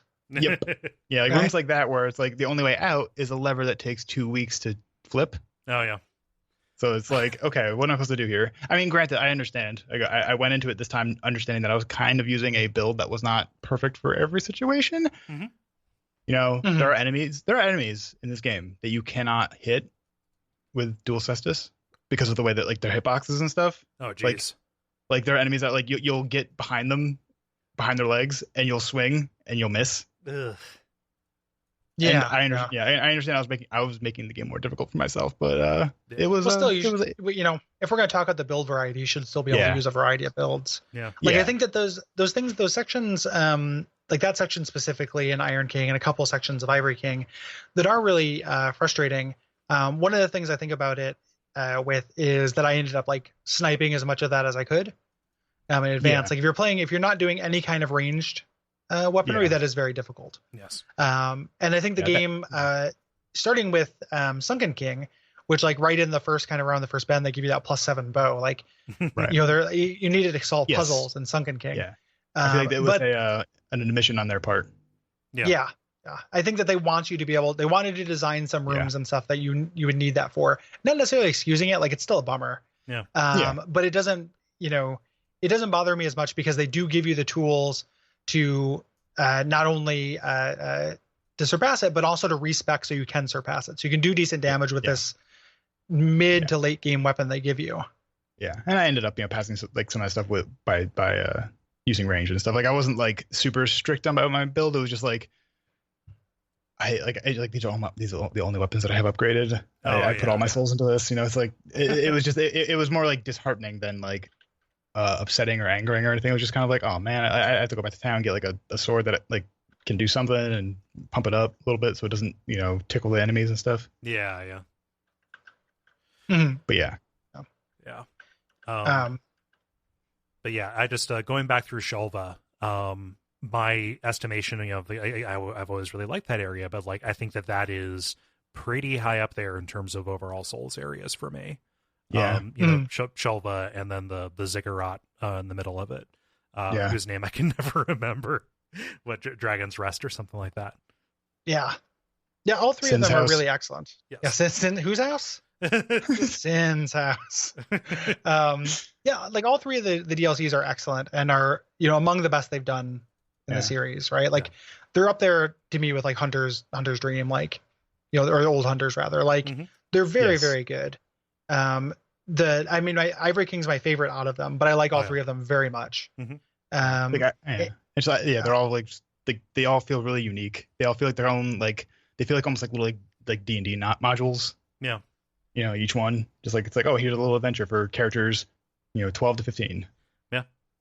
And like we heaped a lot of praise on the themes, the fact that they were all kind of these additional explorations of failed kingdoms, which we saw a lot of in the in the base game, but looked at these other daughters of Manus that were kind of these manifestations of different of different emotions, right?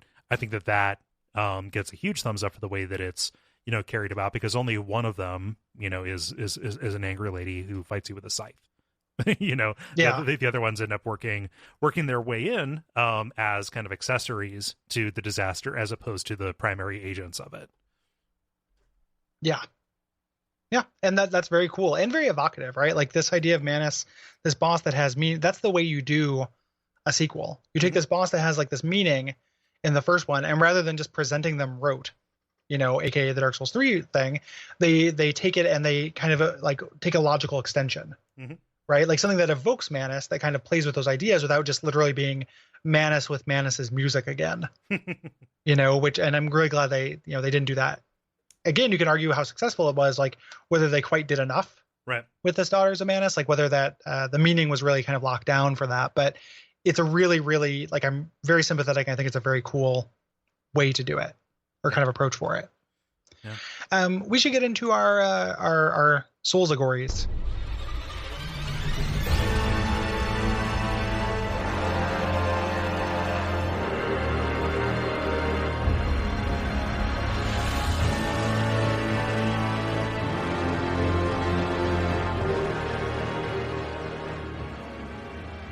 We generally so Randy, we let the guests go first. Gary, last time I went first. Not first, I went second. And I think I swooped some of yours, so I will go third in our rounds here this time. And I made more answers than were asked for, just in case there were duplicates. Oh yeah. It's like prom dress. It's like prom dresses. You bring two. Yeah, exactly. So yes, do the dress. So what do you think, Randy, for your favorite area or best area? Does Majula count? Yeah, Majula totally counts. It's on the areas for reference section of the notes. That is true. Yes. Yeah. Sorry. Yeah. Yes. It's just Majula. Like Majula is Dark Souls 2 in so many ways. Yeah. Thematically, it is like about this like little like beacon of light in this lake of darkness, and it's all about bringing these people together and like finding hope. The game isn't necessarily hopeful in a default reading, but it is definitely about hope. Yeah. And I feel like Majula is definitely like a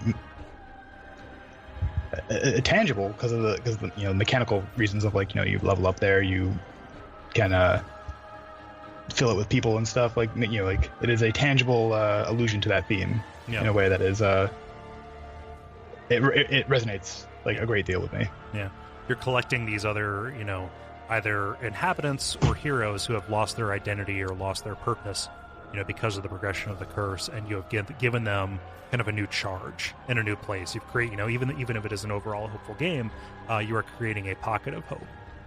Yes. Here in this kind of idyllic place. It's about holding on in the face of, to use a term the game uses, adversity and misery. Seek misery. Yeah. Mm-hmm. Yeah, Majula is great. Like it is on my short list as well. Definitely my favorite hub. My favorite musical theme for a hub, by quite a bit actually. Like the Pavlovian like relaxation endorphin release. Those chimes. Yeah, it's so good. In a way that just makes me feel comfortable that I don't feel going back to anywhere other than Firelink.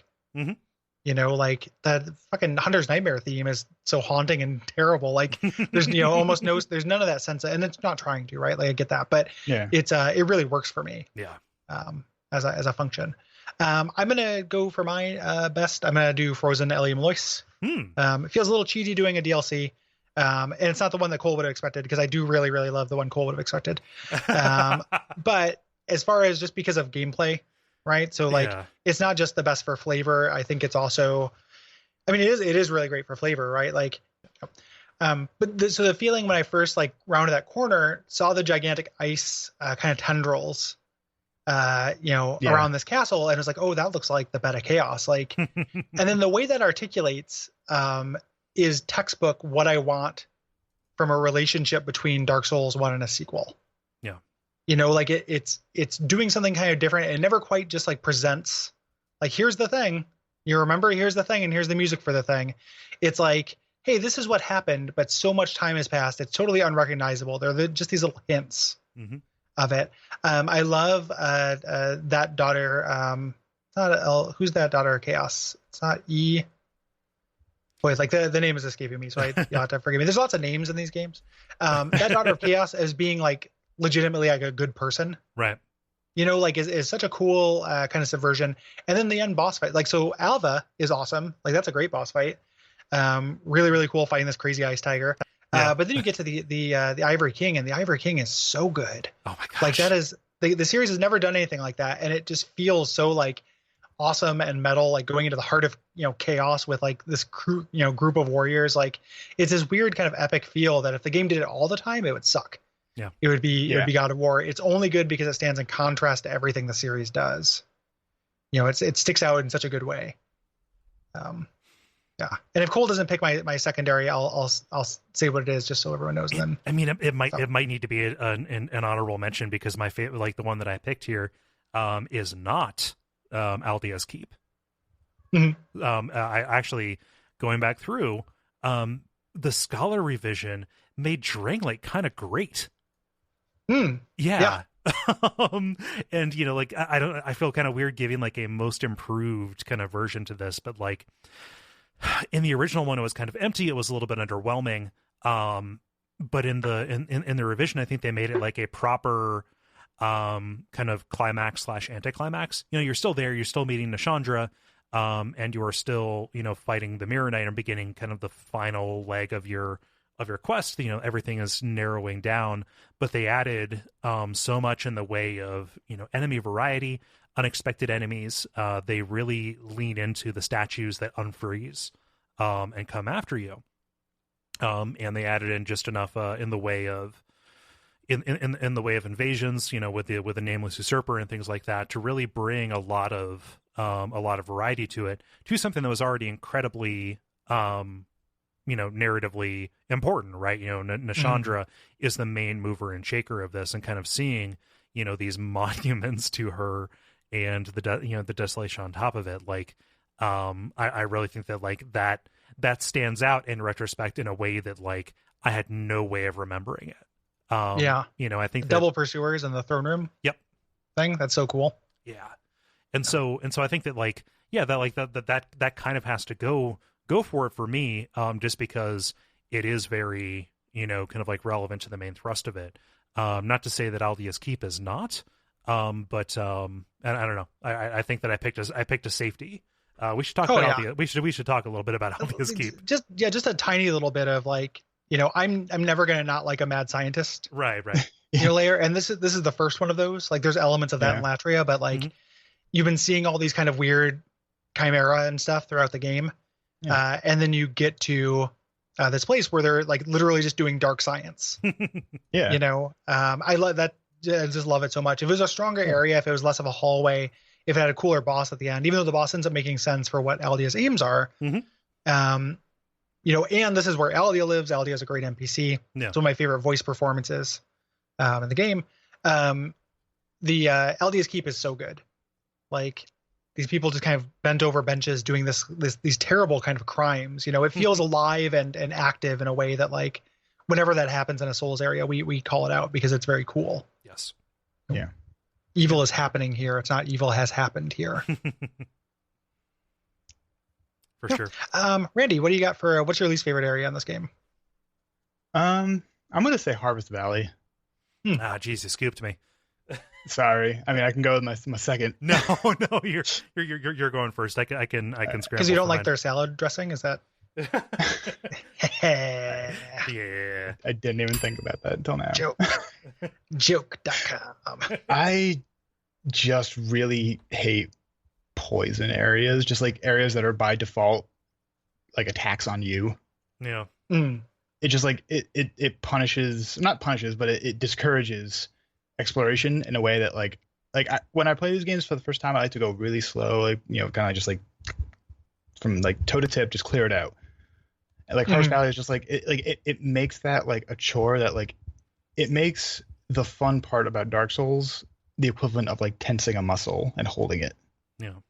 And it just it bums me out a lot. Like, it's not necessarily all that hard, although it seems a little rougher in the Scholar edition, but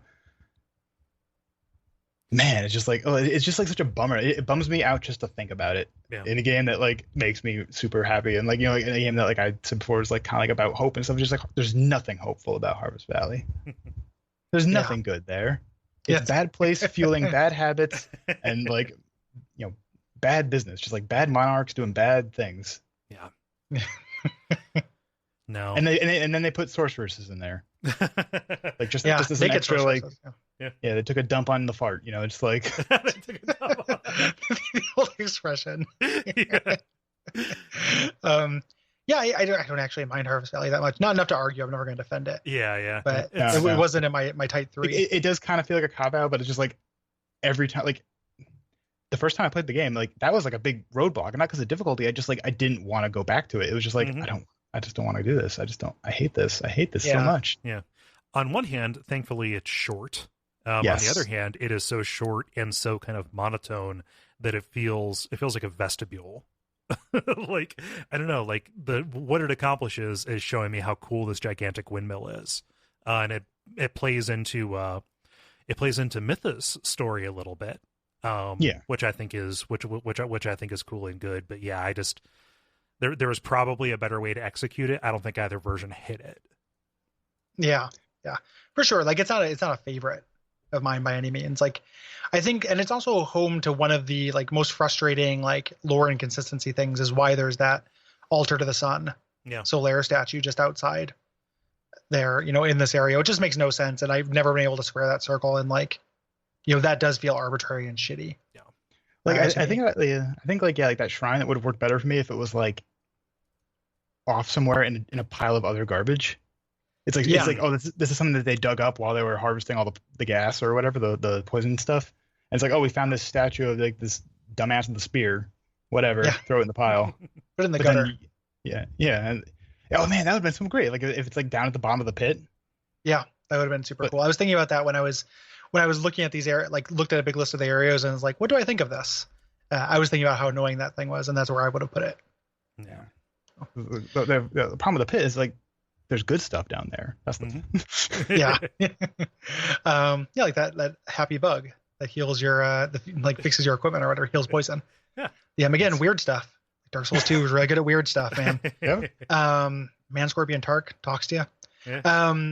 Yeah. So my least favorite area, and this is like also feels like mildly like a cop out, because like I didn't want to say like Belfry Soul, right? Because like that's a non-area. And you don't spend any time there. It's shitty. It's just like a little PvP realm that duplicates another PvP realm, like pretty bad. I'm going to give it to the entirety of the areas you go into when you go dark diving. God damn it. Both of you fucking scooped me. You mean version 1.0 of Chalices, Gary? Yes. Yeah.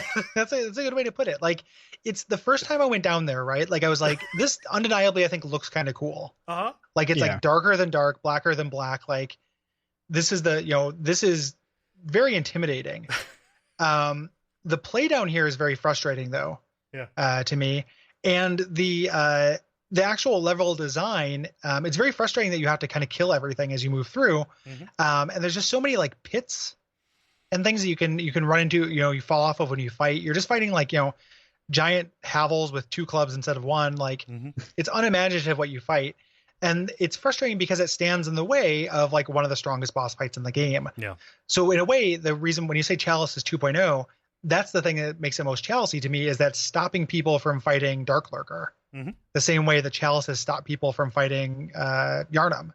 Because Dark Lurker is really good. Like that is a very good boss fight. Like it is one of my favorites in the series. And like you have to go through some dumb bullshit, let alone finding the bullshit. Like, finding the hidden passages in each level, like which some of them are hidden in like a pretty obnoxious way. As much as I want to like Grandal, and I like this idea of people who like kind of plumb these depths, it is too Chalicey and the levels are too shittily designed. I just all of that, yes. And also like it kind of doesn't make as much as it could out of like, hey, you're in the abyss again. Like this this is like the literal worst thing in this world, and you're just kind of hand down. Is sometimes there's Havel Phantoms. That's as bad as it can literally get. Is Jeremiah. Oops, all Havels. Oops, all Havels. Some Jeremiahs. And since both of you did mine, I don't have enough like yay to talk about any particular area. Maybe Doors of Pharos, but that plays into one of my like things that are great in this kind of things. So, meh. Doors of Pharos is a good answer because it's a worse version of the other PvP playground. Right. Like it is a strictly worse version than Grave of the Saints. Yeah, Grave of Saints. But like I think even then, I think it's kind of pretty. And I like the dwarves that are down there. The dwarves are good. So it's hard for me like that is the only other area that I could say is like that just gets as close to being as like unenjoyable as those other ones for me. So we scooped both of yours. I think that also goes towards why I hate Harvest Valley so much. It is ugly as sin. Oh yeah. Hey, what was that? Which thing? Did you say you hate, Randy? Harvest Valley. Yeah. Yeah. Yeah. It's aesthetically, it's pretty unpleasing. Yeah. I couldn't tell if you like, actually. Oh, good. It's just ugly. It's just ugly. Yeah. I couldn't tell if you actually couldn't hear him or if you were setting up a joke about salad dressing again. Oh, no. That would have been pretty good. I would have liked to have done that. Unfortunately, I just couldn't hear you. So, I'm sorry. however, salad dressing. Yeah. Salad dressing is pretty great. That's my actually. I take it back. That's my favorite area of Dark Souls is salad dressing. Salad dressing. Yeah. Salad dressing is extremely good. Yeah. Well, so if you like the show, you can support us on Patreon. Randy, what is your favorite boss in Dark Souls 2? Okay. I am going to say the Pursuer, but I am including like all the times you fight him, if that's okay. Yeah. Yes, that's a good answer. Like by himself, he's great, but like the fact that he actually does what his name says he does makes him so good. Yeah. It's so good. Yeah. How he pops up in different boss arenas. Yeah, it's such a oh fuck moment. Like I'm like going on this little like, especially in like Lost Bastille is kind of like that's where he goes, which makes sense thematically. It's just he just keeps popping up in like the weirdest and the worst spaces, like that courtyard with all the pups and the arrows. It's just like, hey buddy, I've come here to golf and you're the ball. Yeah. Yeah, he's great. What a good design. Yep. He looks cool. The way he rises from the floor is very cool. He's a little underbaked from like a story perspective, but as kind of a singular, just like elemental thing. He works so well in Scholar. Yeah. I appreciate that he's also a slight Armored Core nod. Oh, because of the eye? The eye and the blue sword. Okay. Yeah. He does. The Moonlight Blade does show up in Armored Core too. So. Oh yeah. Yeah. I got to this time through. I saw him do a bunch of attacks he very rarely does, like his like unleashing the curse, like shooting it at you. Yeah. Attack, which like just doesn't happen very much. Yeah. No. But like on his like subsequent pop-ups, like I don't know if it happens on all of them, but like some of them he just comes out like curse charged or whatever. Like he doesn't have to stab you first. And he just shoots all that like purple skull shit at you, and it's just it's terrible. It's a real asshole move. Dick behavior. Super cool. Super cool. For me, for best boss, there's lots of things I would want to give here. Like I have like 5. Yeah. Lined up, right? Like there's a lot of the bosses in this game I think are extremely good. So if I'm gonna say one, but then it's like on a different day I'd probably say something different. I'm gonna go ahead and say Skeleton Lords for this one. It's it's tied at best, right? It's my favorite arena, in the series, I think, and it's such a cool, striking image, like coming in, seeing these 3 giant thrones and these 3 creatures kind of float off them. Down there, it's very, very intimidating, and it's a easy fight, but it's such a cool gimmick. Yeah. Because the first time I fought it, I fell for it. Like I did the thing you're not supposed to do, and I was literally dodging and flipping out, and just had like 1,000 skeletons after me. And now there's bone wheels. Well, fuck. Like I was just like, does this end? What do I do? The life bar is going down, but I thought more were just going to keep coming. It was a really, really great moment. Yeah. That's all there really is. And then just like skeleton goodness, right? Like, Wolnir is a great skeleton, but the skeleton lords are worthy as well. Like skeleton bosses in Dark Souls are generally very, very good.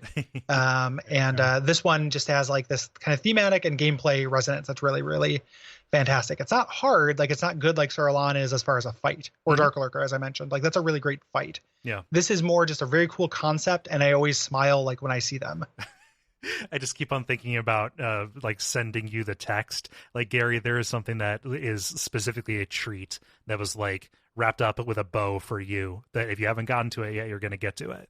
I just like that one little time that I was ahead of you. I was like, oh man, I was feeling so much joy for you. In addition to that, that is probably some of the most fun that I've had talking about a boss on the show. That's like that goof 'em up section, I think, is tied probably for talking about Mikolash, and just like how much Mikolash's whole story resonates with us, like as far as like moments of talking about bosses on this show. Yeah, and just like pathos. Mm-hmm. That's a big thing with me with these games is like characters that like execute pathos. Yeah. Yeah. And Skeleton Lords doesn't, right? No, like, no. The idea that No, they were judging the undead, and they were, lieutenants of this king that we don't know exactly who it was, who is a real shithead, possibly Iron King, probably Iron King, who was like torturing the undead and stuff. Yeah. But them set up as this, it's very cool. It's this tribunal that if you were then found guilty, you were sent to the executioner's chariot, which was also in my like Tight 5. Yeah. Like the executioner's chariot, which I think is is tied with Mikolash for the best puzzle bosses the series has done, and just such a cool idea of you just being in this wheel and getting run down over and over and over for eternity. As kind of this like poetic Dante-esque torture. Yeah, I was gonna say it's very like Greek. Yeah. I slipped in a second one there because I'm a cheat. Oh, bad boy. Yeah. Cool. What's yours? Fume Night, dog. Oh yeah, wow. I love It's Fume gonna be Night. controversial. I love Fume Night too, but it's gonna be controversial. Oh, You're gonna get the letters in because people hate Fume Night. I love Fume Knight. Like, he's hard, but I like the way in which he is hard. I like that you can modify the arena. I like that it is entirely about the difference in rhythm as opposed to any large number of thing. And I think that like that is kind of the high point for me in terms of not the high point because obviously you have Artorias, but like it might have been one of the crest points for like the big duel fight for me. Like most of the time for the other fights, it didn't really like stack up to that or the ones that came before it. I think Fume Knight's great. Yeah. The way it changes halfway through as well. Like it is a second phase to the boss fight that I think it like changes it appreciably. It's like a little bit of taste of that Maria heat. Insofar as like you're getting different versions or powered up versions of his existing attacks. Yeah. It's, layering as opposed to flipping a script. Right. Yes. Yeah. As opposed to like something being totally new. Exactly. And how, again, Dark Souls 2 has tons of weirdness. How cool is it that you can wear that helmet and piss him off right from the start if you dress as his brother? Yep. Like extremely cool. Like that is a cool detail. Yeah. Yeah. Let's get what's your worst boss, Randy? Again, this feels kind of like a cop out. Ancient Dragon. Yeah. You scooped me, but I've got backups. Yeah, I had a backup just in case we didn't want to count bosses that no one should fight ever. But right. But bosses that punish you for even initiating the fight. Yeah, like I feel like that like the boss is there to not be fought. If you wait enough time, this boss gets expunged from your record like bad credit. So like in another 5 years, we won't be able to talk about it. It'll be like officially off Rum's record. They were minors. I mean, like, when they made I guess like as a concept of like if it is literally the thing of like you're not supposed to fight him, so like, but like the fact that you can like it kind of goes to that thing is like because you can beat him, it doesn't make it a good boss. Like, I would like it better if you couldn't beat him. Mm-hmm. If it was just like a thing of like you fucked up, Joseph. Like, yeah. Well, and they make Vendrick easier. They hide one of the giant souls you need to make Vendrick easier there, and like that's the one I always don't get. If I'm gonna fight Vendrick, but like it's frustrating that they tie those two things together because it definitely seems like it's trying to discourage you from fighting him, but you do get like a significant advantage if you do. I think this is arguably it's like I think in like when I did my bottom bosses, like it might be the second worst boss in the series for me. Mm-hmm. Like it is not as frustrating as Defiled Watchdog because it's more predictable. So it's only because it took me fewer tries and was less, once I figured out, I just got bored as opposed to like literally wanting to throw my, PS3 through a fucking window. But this is arguably the worst boss fight in the series and should never have fucking been made. Another crime about this boss is that it takes one of the most beautiful areas in the game and makes a boring ass arena out of it. That arena is a flat 2x2 texture that goes on for 2 states. It's Kansas. Yeah, like that boss arena has its own postal office. Yeah, it's Texas built to scale. Yes. It's super good choice. It is fucking terrible. I just like it bums me out because like there could have been so much you could do with like something like that, and they just choose not to, which again makes it so like if it was a boss that you're not able to beat or like there's no ludical reason to do it, like there's no like mechanical benefit you get from it, like like if you just dropped rubbish, like, yeah like that would be more thematically present. Like it's just like, okay, you go to this like ancient like shrine for this like recreated dragon. It's like dragon that can't even like really sense things properly because it's like mired in time. And you go up there and just you want to kill it because that's what you do if you're a bad Dark Souls person. Then you kill NPCs and stuff. It, like I basically view it as like they turned an NPC into a boss fight. Yeah, it'd be like if like it'd be like the dragon in Dark Souls 1, the everlasting dragon. Like you can't fight that. You can just hit it and nothing happens. Like you can cut off its tail, but you can't. It's not a boss fight. Yeah, they just make them. You can just kind of hit it over and over and over, and that would have been a good acceptable way to signal, hey, don't fight this too. Yeah. Like the biggest thing that I got out of knowing that it can be killed, because I've never beaten this thing, because fuck that, is the fact that it drops the dragon bone and the giant soul, and reveals a little bit about kind of the nature of dragons in this part of the world, right?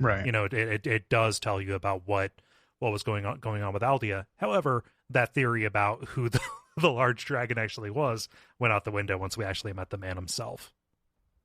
Yeah, the dragon wasn't Aldea. It's still Aldea's creation, trying to create, artificial dragons. But it's a very bad boss fight. Like apparently out of a giant soul, using a giant soul to make a dragon. Yeah, doing that evil science. That's the one redeeming thing to me is that you get both those items. Yeah, it's like that John Arenicus shit. It's very John Arenicus. Good pull. We'll talk later when Cole's not around. We can talk about Baldur's Gate 2. Someday, Cole, you will fall in love with John Arenicus. Oh, for sure. I promise. He's a good villain. I have no doubt. Cut his ears off. So my worst, there's a couple different, Ancient Dragon is the worst boss fight in the game, right? There's no question about that. So this is such a distant second. I'm going to give it to Throne Defender and Throne Watcher. Okay. I think that's a pretty bad boss fight. The idea that you have to kill them at the same time is fine. They are too mechanically boring though to live.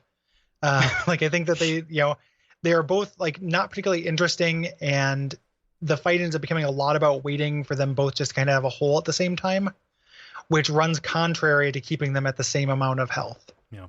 So you can only really take a strike when you have lots of save time. You spend a lot of time waiting for it. Once you get it, you hit them, and then but if they're not right next to each other, if you can't even those out, it just ends up becoming a very, very long chore. To me. I think that and again, this is me kind of discounting some stuff I feel like shouldn't have been a boss fight, right? Covetous Demon is really bland. Prowling Magus is very bland. Yeah, and we're not we're not including the DLC challenge bosses, right? Yeah, I mean, I guess I kind of was thinking those are worse. Yeah. I guess I guess I don't want to restart this late, but I would say the double Ava is the worst boss. The two King's Pets. But as far as main game, this one. Yeah. So I've been sneaking 2 on all my answers, and I feel bad about it because this time I didn't start out wanting to do. I just kind of forgot about the challenge bosses because they're not on the list. Right. Okay, cool. It's my fault. Well, it's not your fault. I'm just saying I was looking at the list of bosses and but double Ava is worse, I think. Yeah. But this is also, as far as things you have to beat, non-optional main game bosses. Yeah. I really hate the Throne Defender and Throne Watcher, and there's no lore to them or anything. No. There's a little bit of kind of coolness that Nashandra uses you to get past them. Yeah. There's a little bit of that we're just going to have Cain get the crystal or get Cecil to get the crystal for us. Yeah. Right. Final Fantasy 4-ness, which is a villain plot that's fine and good. But I think the fight is really bad.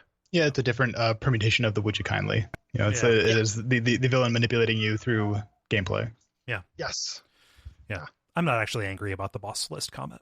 I just thought it would be funny to act like that.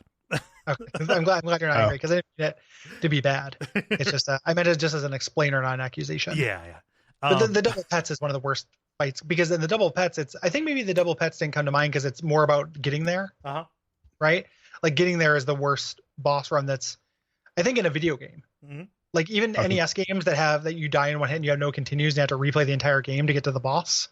It's worse than Ninja Gaiden. It is the worst boss run. Yeah. For me, I'm going to say Authority the Royal Rat. That's real bad. Yeah. Yep. First off, it's a huge fuck you because they work toxic into it. It is an echo of another boss fight that I really don't like, the Capra Demon. as well. And it takes a boss fight that I really do like, and then uses that for evil, by which I mean the Sith, fighting a large four-legged creature. And just that AoE, man, like that AoE is just a real fuck you. Yeah. That it It pulls. also plays off Vanguard the Royal Rat, which is very good. Yes, Vanguard the Royal Rat's amazing.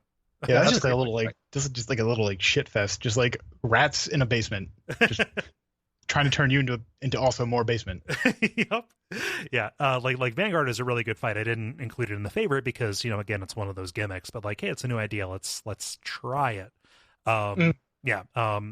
Vanguard, no, not Vanguard. Authority is just not for me. I think that it is a very poorly done fight. The saving grace is that it is, fully optional. Yeah, it's terrible. That's a terrible boss fight.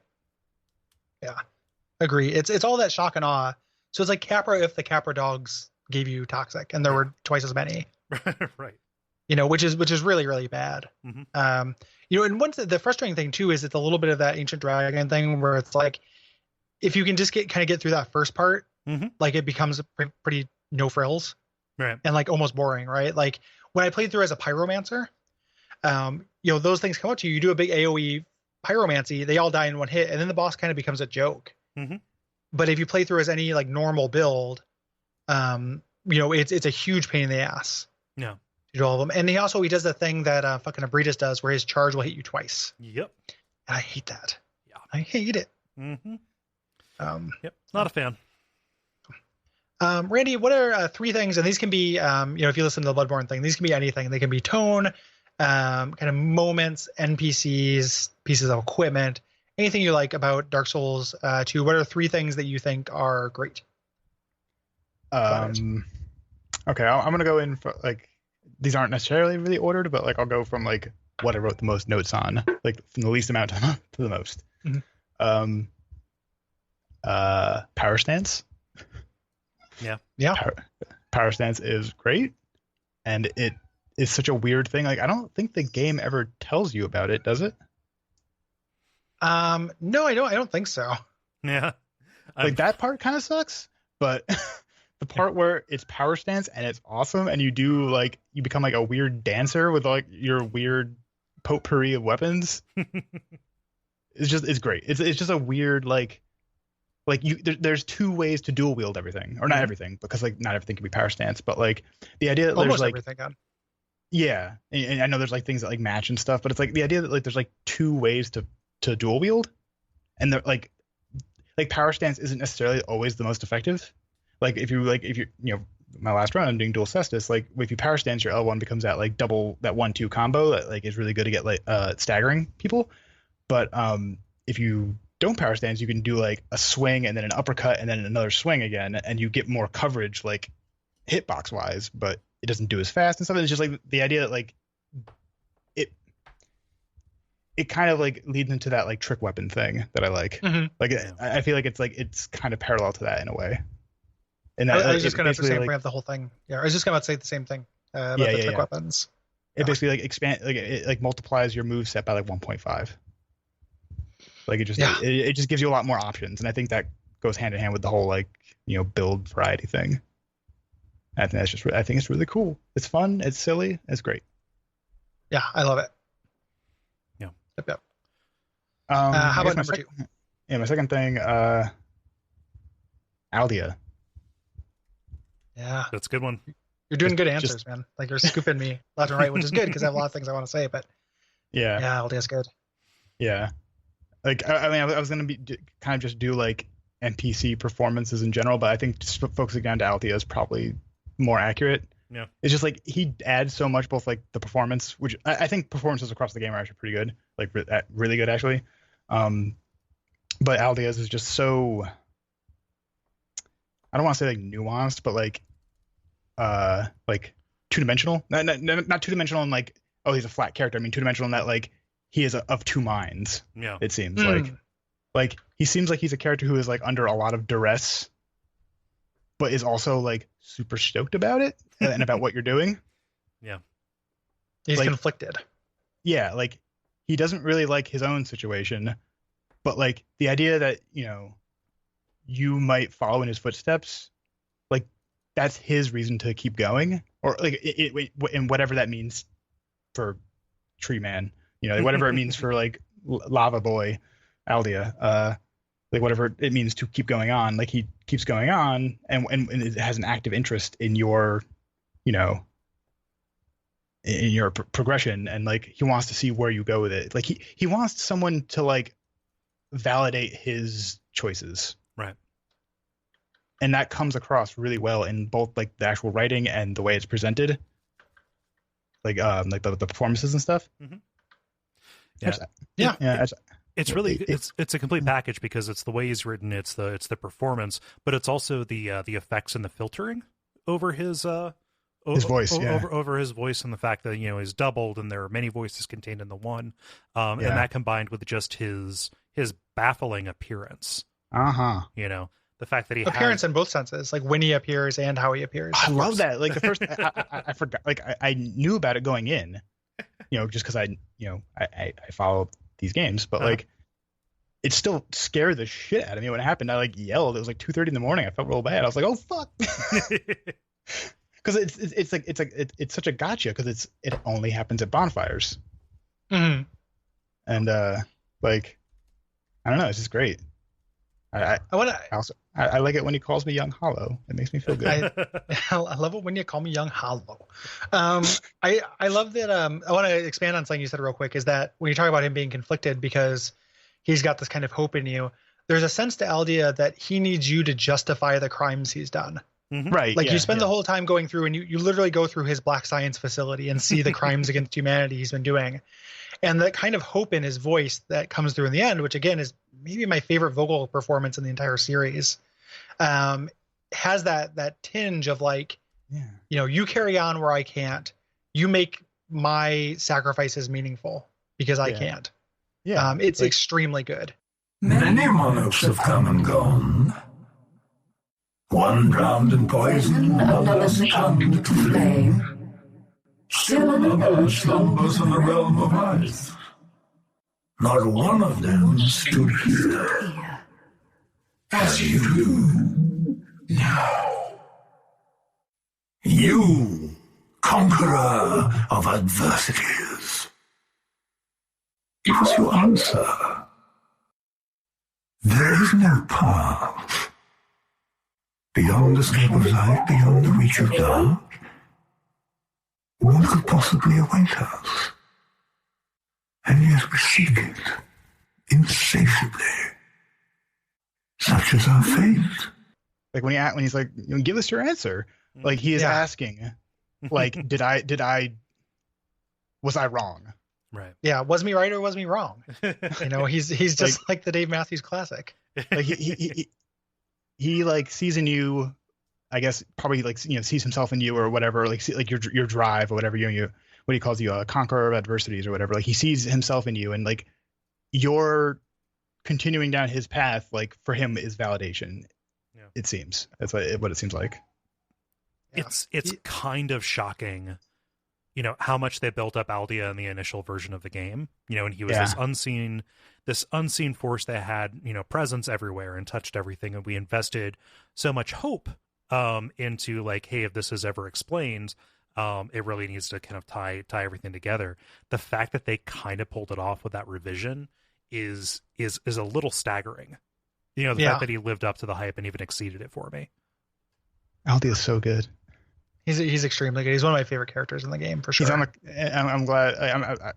I'm assuming that's supposed to be him on the cover. Before he became a tree. Oh yeah. Like that shrouded, like the figure with the shroud over its head. And so it was just like he gets like I choose to believe, my headcanon is that is Aldea, like in like back when he was still human, and I'm glad that he's on the cover of the game. he earned it. Yeah. Good boss fight too. Yeah, I mean he's still a piece of shit. He experimented on people and stuff, but like, yeah, bad person, good character. Yeah, he's a great man, not a good man. Yes, yeah. Yes. Terrible but great. Yeah. What's your third? The theme, the theme of hope, and how that is like core to like the game, like just aesthetically, in the script, in the mechanics. It's all about seeking misery, conquering adversity. It is about miring yourself in that which makes you uncomfortable, or that which sets out to, give you setbacks, and continuing on regardless, or at least holding on to the hope that you'll be able to go on in the face of it. Mm-hmm. It's like, even like the name, like Drangleic, like who knows like what their actual process was, but like Drang being like, the German, like Sturm and Drang, like, yeah. It's like, Drangleic is a land of that like fell to want with a capital W, and like it is like it is a nation of like the hopeful have-nots, and it's all about people. Like then the whole game is like it's about people, both from Drangleic and from other nations or whatever. Like it's all about people who didn't have something, or like through a lack of something, made themselves better, or not better, but like enacted change within themselves or in their surroundings, like as a result of disparity, I guess, if you want to like tie it back to like the whole Dark Souls like mythos entirely. Mm-hmm. But yeah, it's just as the Emerald Herald says, paraphrase of course, but like seek misery lest this land swallow you whole. Mm-hmm. This is a land about and this is like a world, like a universe, an existence of not having everything, and using that to propel you rather than letting it just degrade you or diminish you. Yeah. Good answers. Yeah. It's just like it just seems like the main like ethos is just like engage with your emotions, like don't convince yourself that you're not miserable or like sad or like lonely or whatever. Like engage with those emotions and actualize them and take action on them. And it's just that kind of that stoicism. Like you can maintain or keep in mind the things you can control and try to change those things. You don't pretend like they're different. And don't like, if you it's like if you are without something, you don't have to don't necessarily describe it as something that you don't need. Like it's kind of hard to explain, I suppose, but just the whole idea that like hope exists in the presence of adversity, not its absence. Like if you have everything you ever want or need, hope not only doesn't exist, but it's also meaningless.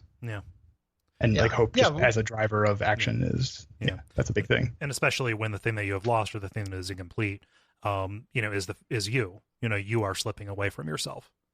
Yeah, Lucatiel. Yeah, exactly. Yeah, totally Lucatiel. Like Lucatiel's, I'm not going to name Lucatiel. It's on my short list though of things. For my great things. So Lucatiel is a really great character, I think. Lucatiel is up there for me. So you definitely snaked a couple of mine, but I've got a bunch. So I understand that was like a kind of a broad one, but no, it's quite all right. I don't mind that at all. Because one of my things is going to play into that.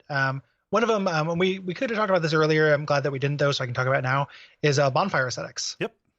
Bonfire ascetics are so mechanically strong and good, and the fact that they got rid of them literally drives me crazy. Like, not only are they very cool from just like a normal playthrough perspective, like being able to control over how many souls you get, being able to like grind up against a boss that very well to kind of get additional souls and or play a part you like. It was so handy for doing this show. when it came time to like redo an area, I didn't have to replay through the whole game if I'd already beaten the boss. Like I played through the game, I had my playthrough. If I got ahead on it, it was fine because I could replay the boss whenever I wanted. It was so good. Like they're so good. It's such a good idea. And God, I hate that they left. Like it's really, really did a lot, it seemed minor, but it actually had a really, really huge effect on how I approach the games. The only way I could think to like improve it would be like as if they gave you a little more granular control. Like you could go up, down, or like up and down, maybe. Like especially after like in New Game Plus or something. Like once you've already like finished. Yeah. They do on New Game Pluses. They do kind of make it a little bit little tricky. Right. The fact that it persists across New Game Pluses is kind of a bummer, but it's a blemish on a really cool system. Yeah, it's just it made a big difference and such a good idea. Like there are definitely ways you could have done it better. It interfered weirdly with New Game Plus, but them just throwing that idea out is a travesty. Yeah. And like right now, and it's the reason why I'll never fight Yharnam again. Yep. And the bosses I really like in Dark Souls 3 that are kind of like I'll never fight the Dual Princes again. Right. Because I don't want to play through the whole game to get there. I just want to play that. Mm-hmm. But it's like I don't want to play through the whole game. Yeah, I would love to be able to just play it slightly harder. To put your sign down, and that's and that's a different experience than it's a different experience. By it's myself. still fun, but it's not the same. Yeah. So aesthetics, that's gonna be my my first thing. Second thing, and I already talked about this a little bit, is the end of the Aldia ending. Again, very broad, but it plays into a lot of things you're talking about, Randy. That kind of that hopeful tone, and just kind of this uncertainty. Like many people were very upset about the vanilla ending of Dark Souls 2, which it is very unsatisfying at first but if you stop to think about what it means, like, hey, this is a cycle, this is just going to keep happening. It doesn't matter whether you link the fire or not. It comes into it with the Aldia ending where it's like, what matters is if you choose to participate in this game at all. Right. Yeah. This fire linking nonsense. So, and again, just that performance, like you walking out into the dark over that, like, there is no path. Like that's like those arc words are just going to stick with me. Yeah. So long. It's so good. Yeah, it is extremely good. So that is up there with emotional affection that I've had. Yes. In the series. And then, kind of as a piece, I'm going to say the opening cinematic, which like a lot of people hate because it doesn't have to do with those kings and stuff, but I find that like walking into the cabin, finding your memories melt in front of you, going through that dragonfly filled kind of swamp, walking into that bone cyclone. I think the Bonado, I think that's very cool. The game kind of didn't end up being about that, but on replaying it, watching the opening again, I was like, this is fucking awesome. Yeah. Like this is really, really good. It doesn't do that. Like, here's all the things you're going to fight, thing that they usually do, but it's an extremely like powerful and cool opening. Yeah. Even if the game that came after it is only kind of tangentially related. Yeah.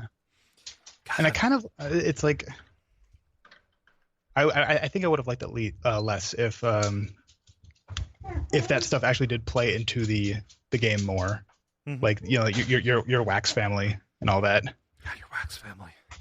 Yeah, like I'm kind of thematically, it's just like you came here to so you could rejoin your family and not be a hollow anymore. But it's like by the time you get there, like by the time you even like get to like choosing your class and stuff, it's like that is just it's gone. Yep.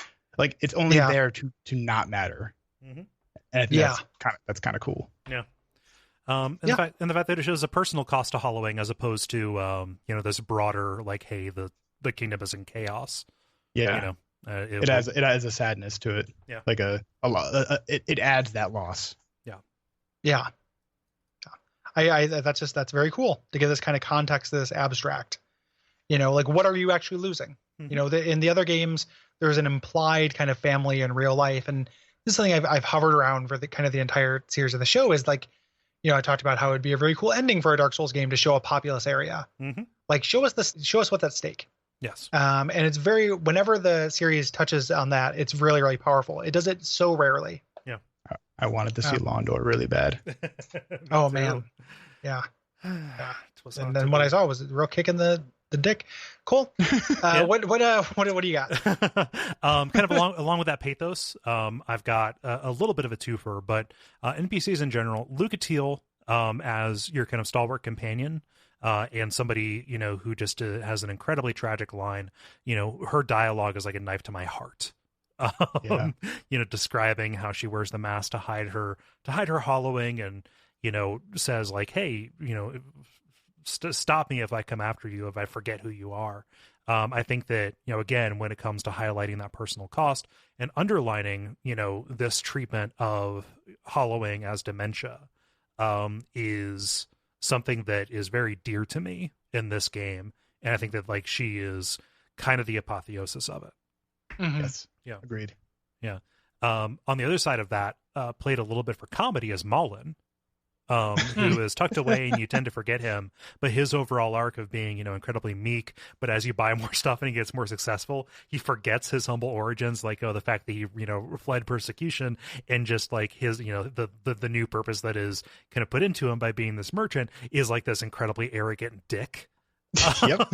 Is a very nice touch. So NPCs, generally, and how they show the effects of hollowing, but Lucatil and Malin for as a subset of that, but for very different reasons. Yeah, I never thought about it. I love how Malin's posture changes. Yep. Yeah, like that lean back, like the cool like rap album cover that he gets into is so good. Yep. He just needs a goblet of some sort. Yeah. I never really thought about it, but Malin's story is kind of like another permutation of the whole thing of like by kind of continuing, like giving him his purpose, which is like to run a successful shop, because he's never done that before. Like by doing that, you actually encourage his hollowing in a way. Yep. Yeah. My second one, the design of the Shrine of Amana. I mean, I've warmed up to it, like play wise. Like I think that it's much better now that the homing is less is less intense. I still think it's a little bit too hard of a place. When I say design, I'm not talking about that. I'm talking about just the way it looks. Holy shit, is that a beautiful area? Like the generational gap aside, like that is such a well presented place visually, from a color standpoint, and then also from some of the ideas. The bugs that hover over the corpses. Those fireflies, the Milfinito singing along with it. I think that like aesthetically that area is a complete joy, and it would have been a shame to for me not to include that in here. Mm-hmm. Yeah. It's full of secrets too, like the finding where Vendrick's like stashes soul. Yep.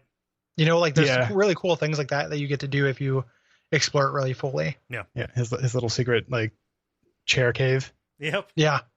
Yep. And like the shrine, the weird shrine that like lets you regain your humanity if you're out of effigies. Yeah. That's cool. That's cool and weird. The fact that like, this thing everybody's been searching for is only temporary. Yeah. Big into it. And then let's see here. I've got 2 as my third. Let's go with the New Game Plus changes. Okay. Yeah. I really like the way that they change it, because it gives me what I want. Which is more content, and different play as opposed to boosted numbers. I think that was a really ambitious thing for them to do. Especially the way they changed some of the boss encounters, and it's a shame they didn't continue that. I was just gonna say, and a lot of people talking lately about a game called Nier Automata, and like what it does with its New Game Plus, and I wish more games did stuff like that, where like the game is fundamentally manipulated based on your like which run through you're doing. Yeah, I'm real jazzed. That's kind of high on my both Nier and Automata are high on my list of once I get out of double duty on this assignment play. Yeah. Yep. It's the New Game Plus stuff is kind of the way, again, is like the aesthetic, like something that it's bonkers that they gave up on. Yeah. Like I wish they had gone further with it. But it's like getting me to do New Game Plus is meaningful because that's so contrary to what I care about in these games. Yeah. It was meaningful enough for us to dedicate an episode to it. Yeah. It resonated. It did in a way that benefited our approach. Yeah, for sure. I want to kind of throw in an honorable mention. Okay.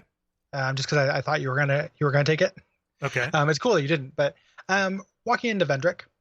Oh yeah. For the first time. Yeah. Like seeing Vendrick for the first time is, up there as far as kind of moments in the series, because it's been built up so much. It'd be like, it's very similar to what they do with walking into Gwyn and doing that fight, this intentional anticlimax. Yeah. But it's just like the music, and whenever they use like background music, since it's so rare in this game, is like always very powerful. Yeah. And just this kind of like shambling idiot, who's just devoid of all of his power. After you'd spent all this time looking at his machinations, his kind of attempts to stop this curse. Yes. In myriad ways, and seeing he was ultimately unsuccessful, and this is where he's at. And then you kind of like learning like, oh, he is behind this thing because he's trying to keep it away from Nishandra. Like there's a nice little arc there of you pitying him and then realizing like he's actually kind of successful. Yeah. And what he's trying to do is, it's like a very brave sacrifice. He ends up being a really cool character. Yeah. in the And kind of it fullness of the game. Yeah, it kind of mechanically explains why, like, it explains difficulty. Mhm. Like there's like a narrative reason for the increasing difficulty as you get further down. Yeah. Into the crypt and stuff. Yep. Yeah. Yeah. So let's my again, I'm getting 2 for all of these because I'm cheating. I'm a cheat boy. How about what are crappy things? What are 2 kind of shitty things you want to talk about, Randy?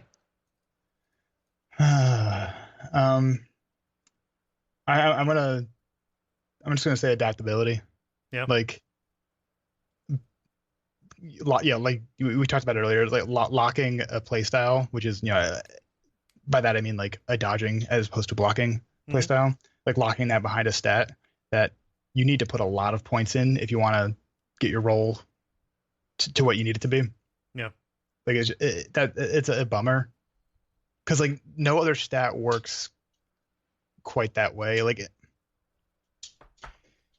The numbers going up on your strength and dex and your health and stuff like they're so incremental, whereas like putting like points into like adaptability like literally makes it so like your basic movement, if you include dodging in your movement, like makes it so that is locked behind a good like 15-20 levels of souls, if depending on how high you want it. Yeah. It's just that it's a bummer. That's a bummer. Yeah. What's your second bum? I'm not gonna say soul memory because I think this other thing is actually a bigger bummer for me personally, but the fact or the way that NPC quest lines get enumerated. Mm-hmm. Like the fact that you have to like summon them in and they can't die. Like they basically turn NPC quests into escort missions. Oh yeah. And like I am a person who not generally, but like a lot of time I am not human when I'm playing that game. Mm-hmm. And I sometimes forget to like, it's like if I'm at 95% health or whatever, because I'm only like 1 level hollow or whatever, I'll sometimes forget to pop a effigy or whatever. And like, you missed the summon sign. Like I have like to this day never summoned Pate for the Lost Giant because I always forget. It's just like I like it feels like a weird. I don't like the way it like enumerates. Yeah, I don't like it either. Like it's extremely frustrating. They swung way too far the other way in 3, right? Like we talked about that. Like they make it very obscure. This is really no better of a way to do it. Like this is pretty shitty. Yeah, and I admit that it's a hard problem to solve. Like especially for like games like this that are like so weird in structure. But yeah. I agree. Definitely agree with that. I'll take it. Like for my first one, I'll expand on it. I think that the density of good NPCs is pretty low. Yeah. We talked about like I love Aldia, I love Vendrick, I love Lucatiel. But what is the personality trait of the mage trainer, or of the pyromancy trainer, or of the lady who sells you stones, or the blacksmith? Like there are a lot of characters that don't have enough character to them that it really, really bums me out. Yeah. And like sometimes they'll have point. Totally. 1 bullet point. Like the map maker, the cartographer is a cool idea, right? And then just doesn't pay off. Like there's a lot of that with the NPCs, and it ends up making the world feel like, as much as it's meaningful to gather all these people together, kind of in aggregate, individually they end up just kind of not mattering. Yeah. And that sucks. I dislike that immensely. Yeah. So that's really frustrating. And then my second bummer, like it's hard not to repeat myself because they tend to be kind of individual, bosses or areas. I'm going to say the kind of lack of resolution for Shanalot that we get. That's a really cool kind of intriguing lorelet, and like there's theories out there, and we find out kind of what Shanalot is on a very surface level. Like this is a hybrid. This is an attempt to get rid of the curse, like this hybrid dragon person born from a dragon, didn't have a name, etc. We don't get anything more than that though. And it just seems like she would have kind of increased importance. There's all these awesome moments where like after you talk to Vendrick and you turn around and there she is. She's kind of dogging you this whole way. It's very cool. but we don't get it doesn't hit that 70% thing that I want for a lore story. It's like way closer to like 50 or 40% to where like I know enough cool things, but not enough to make this truly feel satisfying. Right. And it feels really early on like it's going to be. Yeah. She's played up to be so incredibly significant, but Scholar just kind of blows past her in terms of like the cosmology. Yeah. Yeah. It's a little bit like the old Hunters, right? Like where like a lore thing is kind of supplanted with a cooler version of itself almost. It just doesn't fit as well. It doesn't square the circle quite as well. Yeah. And the unfortunate truth about that is that could very well be due to the fact that they couldn't get the voice actor back. Yeah. Huh. Like you have to write around that stuff so much, and like in games and TV and stuff. Like it's such a bummer, but like it's possible that's like the case. But yeah. Yeah, I never considered that. Yeah. Huh. Because like what a scene it would be if like Aldea could talk to Shanalot. Yeah. Yeah. Or you could summon Shanalot to fight Aldea. Oh, yep. Yes. It's a healer caster, like, off on the side. Yeah. And something I was actually thinking about this recent playthrough. You know when she shows up like right at the end and she at the dragon area, and she's like, "Oh, it was my manifestation that led you here." Mm-hmm. I don't know what like the greater community thinks, but like, is the implication that like, is it possible that she was like the one who led? When she says here, does she mean like Drangleic? Yeah, Like I think so, because she's she repeats the line from the old Firekeeper that you run into in things betwixt. Yeah. Like she repeats verbatim the whole you'll end up here. She repeats two things. She repeats the like you'll be here and you don't know why. And she repeats something else. I can't remember what it is that they say inside the hut. Yeah, and like the old woman who's in the intro, like who like kind of like points you towards Drang. Like the implication is that like Shanalot's been like all the people who get led here are like lured here by Shanalot, who's like looking for someone who can get as far as Aldea did or Redrick did or whatever. Yeah. It's just they could have done a lot of cool stuff with that. I think that's like the closest. That's the most charitable read for it, and I think that's pretty close to consensus. Mm-hmm. Is what they were ultimately going for. It's more about whether they develop that enough. Yeah. I definitely am guilty of coming to NPCs. CF Yuria of Dark Souls 3 coming to NPCs with a charitable read, like willing to put a lot more into the character than maybe the developers are. Yeah. Definitely nothing wrong with that, because they didn't quite put in what they needed to with her and with that, I think. Yeah, for sure. Close us out, Kole. Yeah. So mine should be pretty quick. The first one is kind of unfair because it's more about the series as a whole. I'm pretty sad that Aldea never went anywhere. Oh, with it never wasn't touched on in 3. Yeah. And that a lot of these themes were so good that it's just like, nope, they're gone. It's more the overall memory hole kind of aspect of this. I know that's unfair. I know it's kind of against the spirit of the exercise, but that's just how I feel. The other one, something that annoyed me. The Pharos Lockstones and Fragrant Branches of Yore. That like the using those as gating mechanisms. They go fucking nuts with that in Scholar, and I wish that they didn't make it so Zelda-y. Actually, for some reason that feels worse than gating stuff with keys. Yeah, I didn't have that experience. I kind of like that in Scholar. Because like you can, it's feels to me like, I'm not trying to argue out of your point. This is your bummer. Mm-hmm. I don't want to take it from you. But like I kind of like that it ends up, if it was a key, that would be specific. Mm-hmm. The fact that it's not specific, it's like you have a fragrant branch of Yore, you can do a bunch of different things with it. Yeah. I like that. Like as a kind of a skeleton key for different experiences, because it's an extension of being able to like kind of tailor things to your build or sequence break to get to where you want to get early. Yeah. Yeah. I might like it better if it was like they were tied like Pharos Lockstones are only tied to say like treasure, whereas like Fragrant Branches of Yore are tied to like area progression. Like they mix and match so much, which kind of like it muddies the economic worth of a individual fragrant branch or rock square. Yeah. I like some of the individual things you can do with a Pharos, or not a Pharos. Yeah, Pharos Lockstone. I forgot what those were named.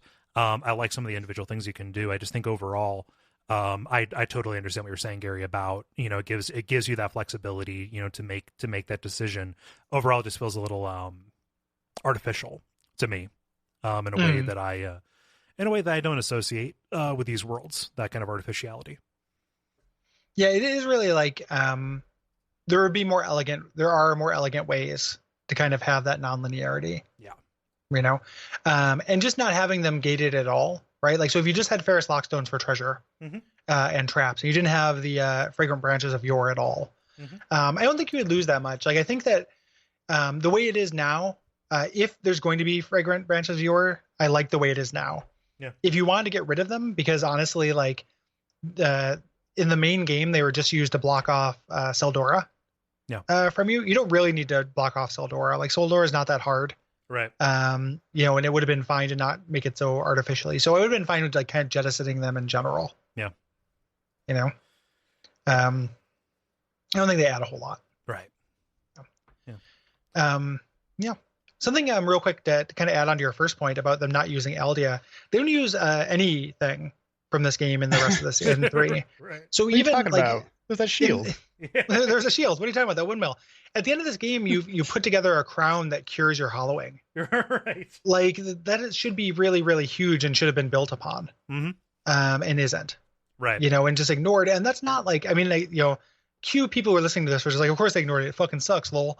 I don't think that sucks. I think that's really cool. The idea that you can like, you don't have a cure for it, but you have a character like an avatar who is immune to this thing that's this world changing, who's essentially outside, who can become outside the cycle. Yeah. All the upside and none of the downside. And that would have been a cool place to start with and a cool place to explore. Yeah. And they didn't. So like, it's not just, it is, Aldia's revelation stuff that they're ignored. It's like everything about this game. It's like the baby was definitely thrown out with the bathwater. Yeah. Yeah. Like the closest thing they get to it is like kind of like, and this is probably just me thinking this, but like they kind of maybe like nod towards that a little bit with Volnir. He lives inside of his, his soul bungalow and his little sippy cup, with his crown made of crowns. Yeah. Like, it's like, oh, he's immortal technically, but he's also like on a ladder with one rung that is like, held together by his bracelets. Yeah. But yeah, that's probably just me like reading into like a parallel that isn't actually there. Who knows if it's intentional? Yeah. Who could? I mean, that whole area smacks of being designed by kind of B Team anyway, right? Like the whole bit with Volnir and the kind of vague Dark Souls 2 references that never go anywhere, and the fact that you kind of like makes a little bit of sense. One end of it makes sense because it's the Abyss Watchers keeping watch over it. This fact that it has a direct line to Irithyll doesn't make sense though. It's one of the least sensible kind of area juts in Dark Souls 3. So So I mean, I think that's probably good, right? Like, do you guys I think we kind of got it out. Good game. Not perfect, right? But like it does. I think it justifies its place in the series, and like I still, even after all this time and kind of going back and revisiting it, I still feel like it's a little bit unjustly maligned. Yeah, I do as well. Yeah. So many good ideas. That theme, we talked a lot about it, but like it will always go a very long way for me. And going back and revisiting and finding out that wasn't just something that we, teased out and kind of manufactured in, the show's collective headcanon, but that it is there and it still hit very hard for me was pretty great. Those, mechanical misgivings aside. Yeah. And to me, the mechanical misgivings, which are like definitely a problem, are outstripped by the mechanical strength of being able to play this game in 1,000 different ways. Yes. Like revisiting it did not get tedious the way my Bloodborne replay did. Yeah. In the second half when Bloodborne, like 1 spikes the difficulty, but 2, like it just like, well, this is just, everyone is immune to my fucking arrows and it takes 1,000 arrows. So I may as well just be playing with a sword. Right. Which I've done. Yeah. I don't want to do it again. So it is really cool to be able to go back to this and play a totally different way. Yeah. That's valuable to me.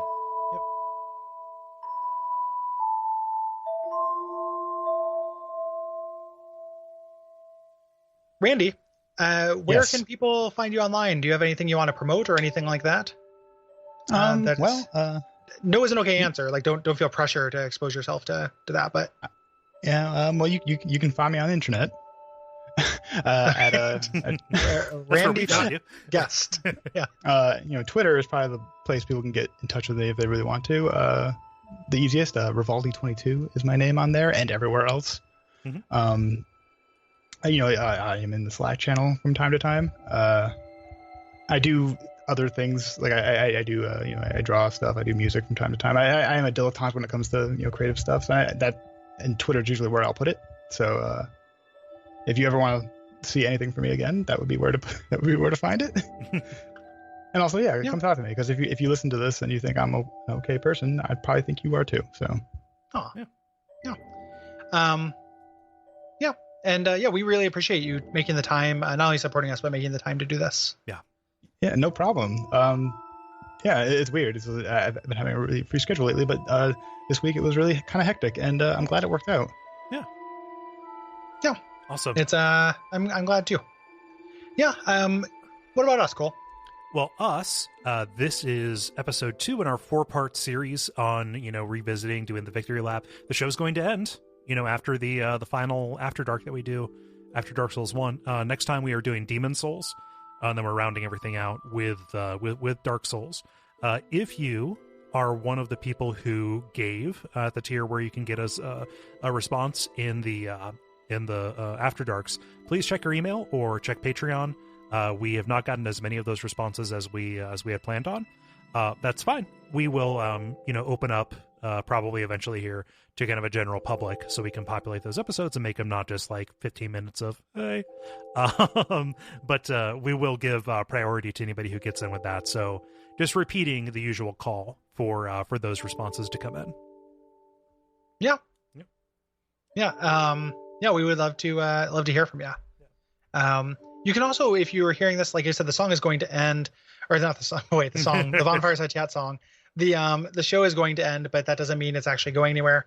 So if you want to rate and review it, if you want to tell your friends about it, it will stand as a resource for people who want like this kind of experience to guide them through these games, as the games are kind of evergreen on their own.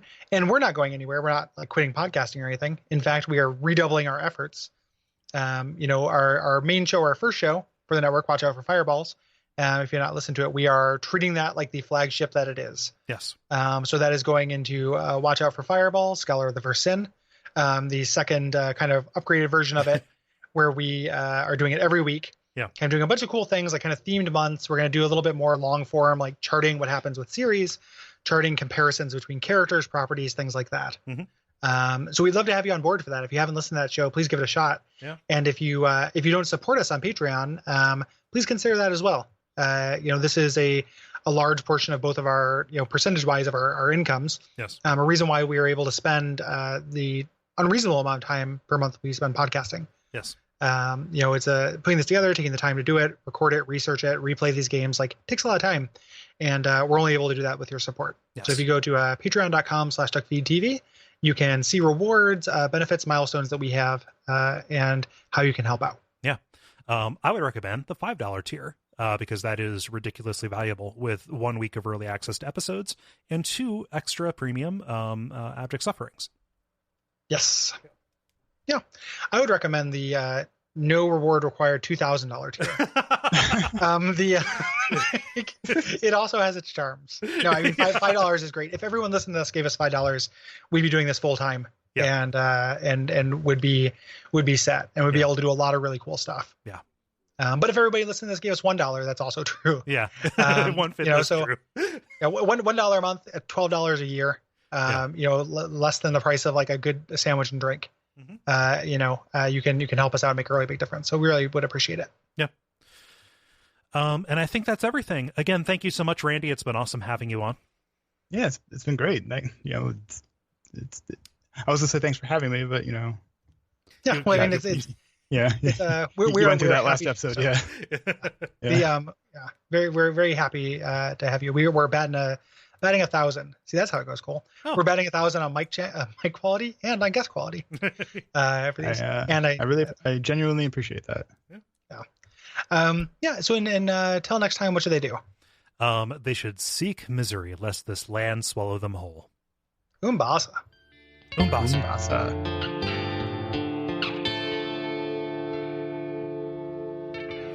And we all pray that we will have far more soon.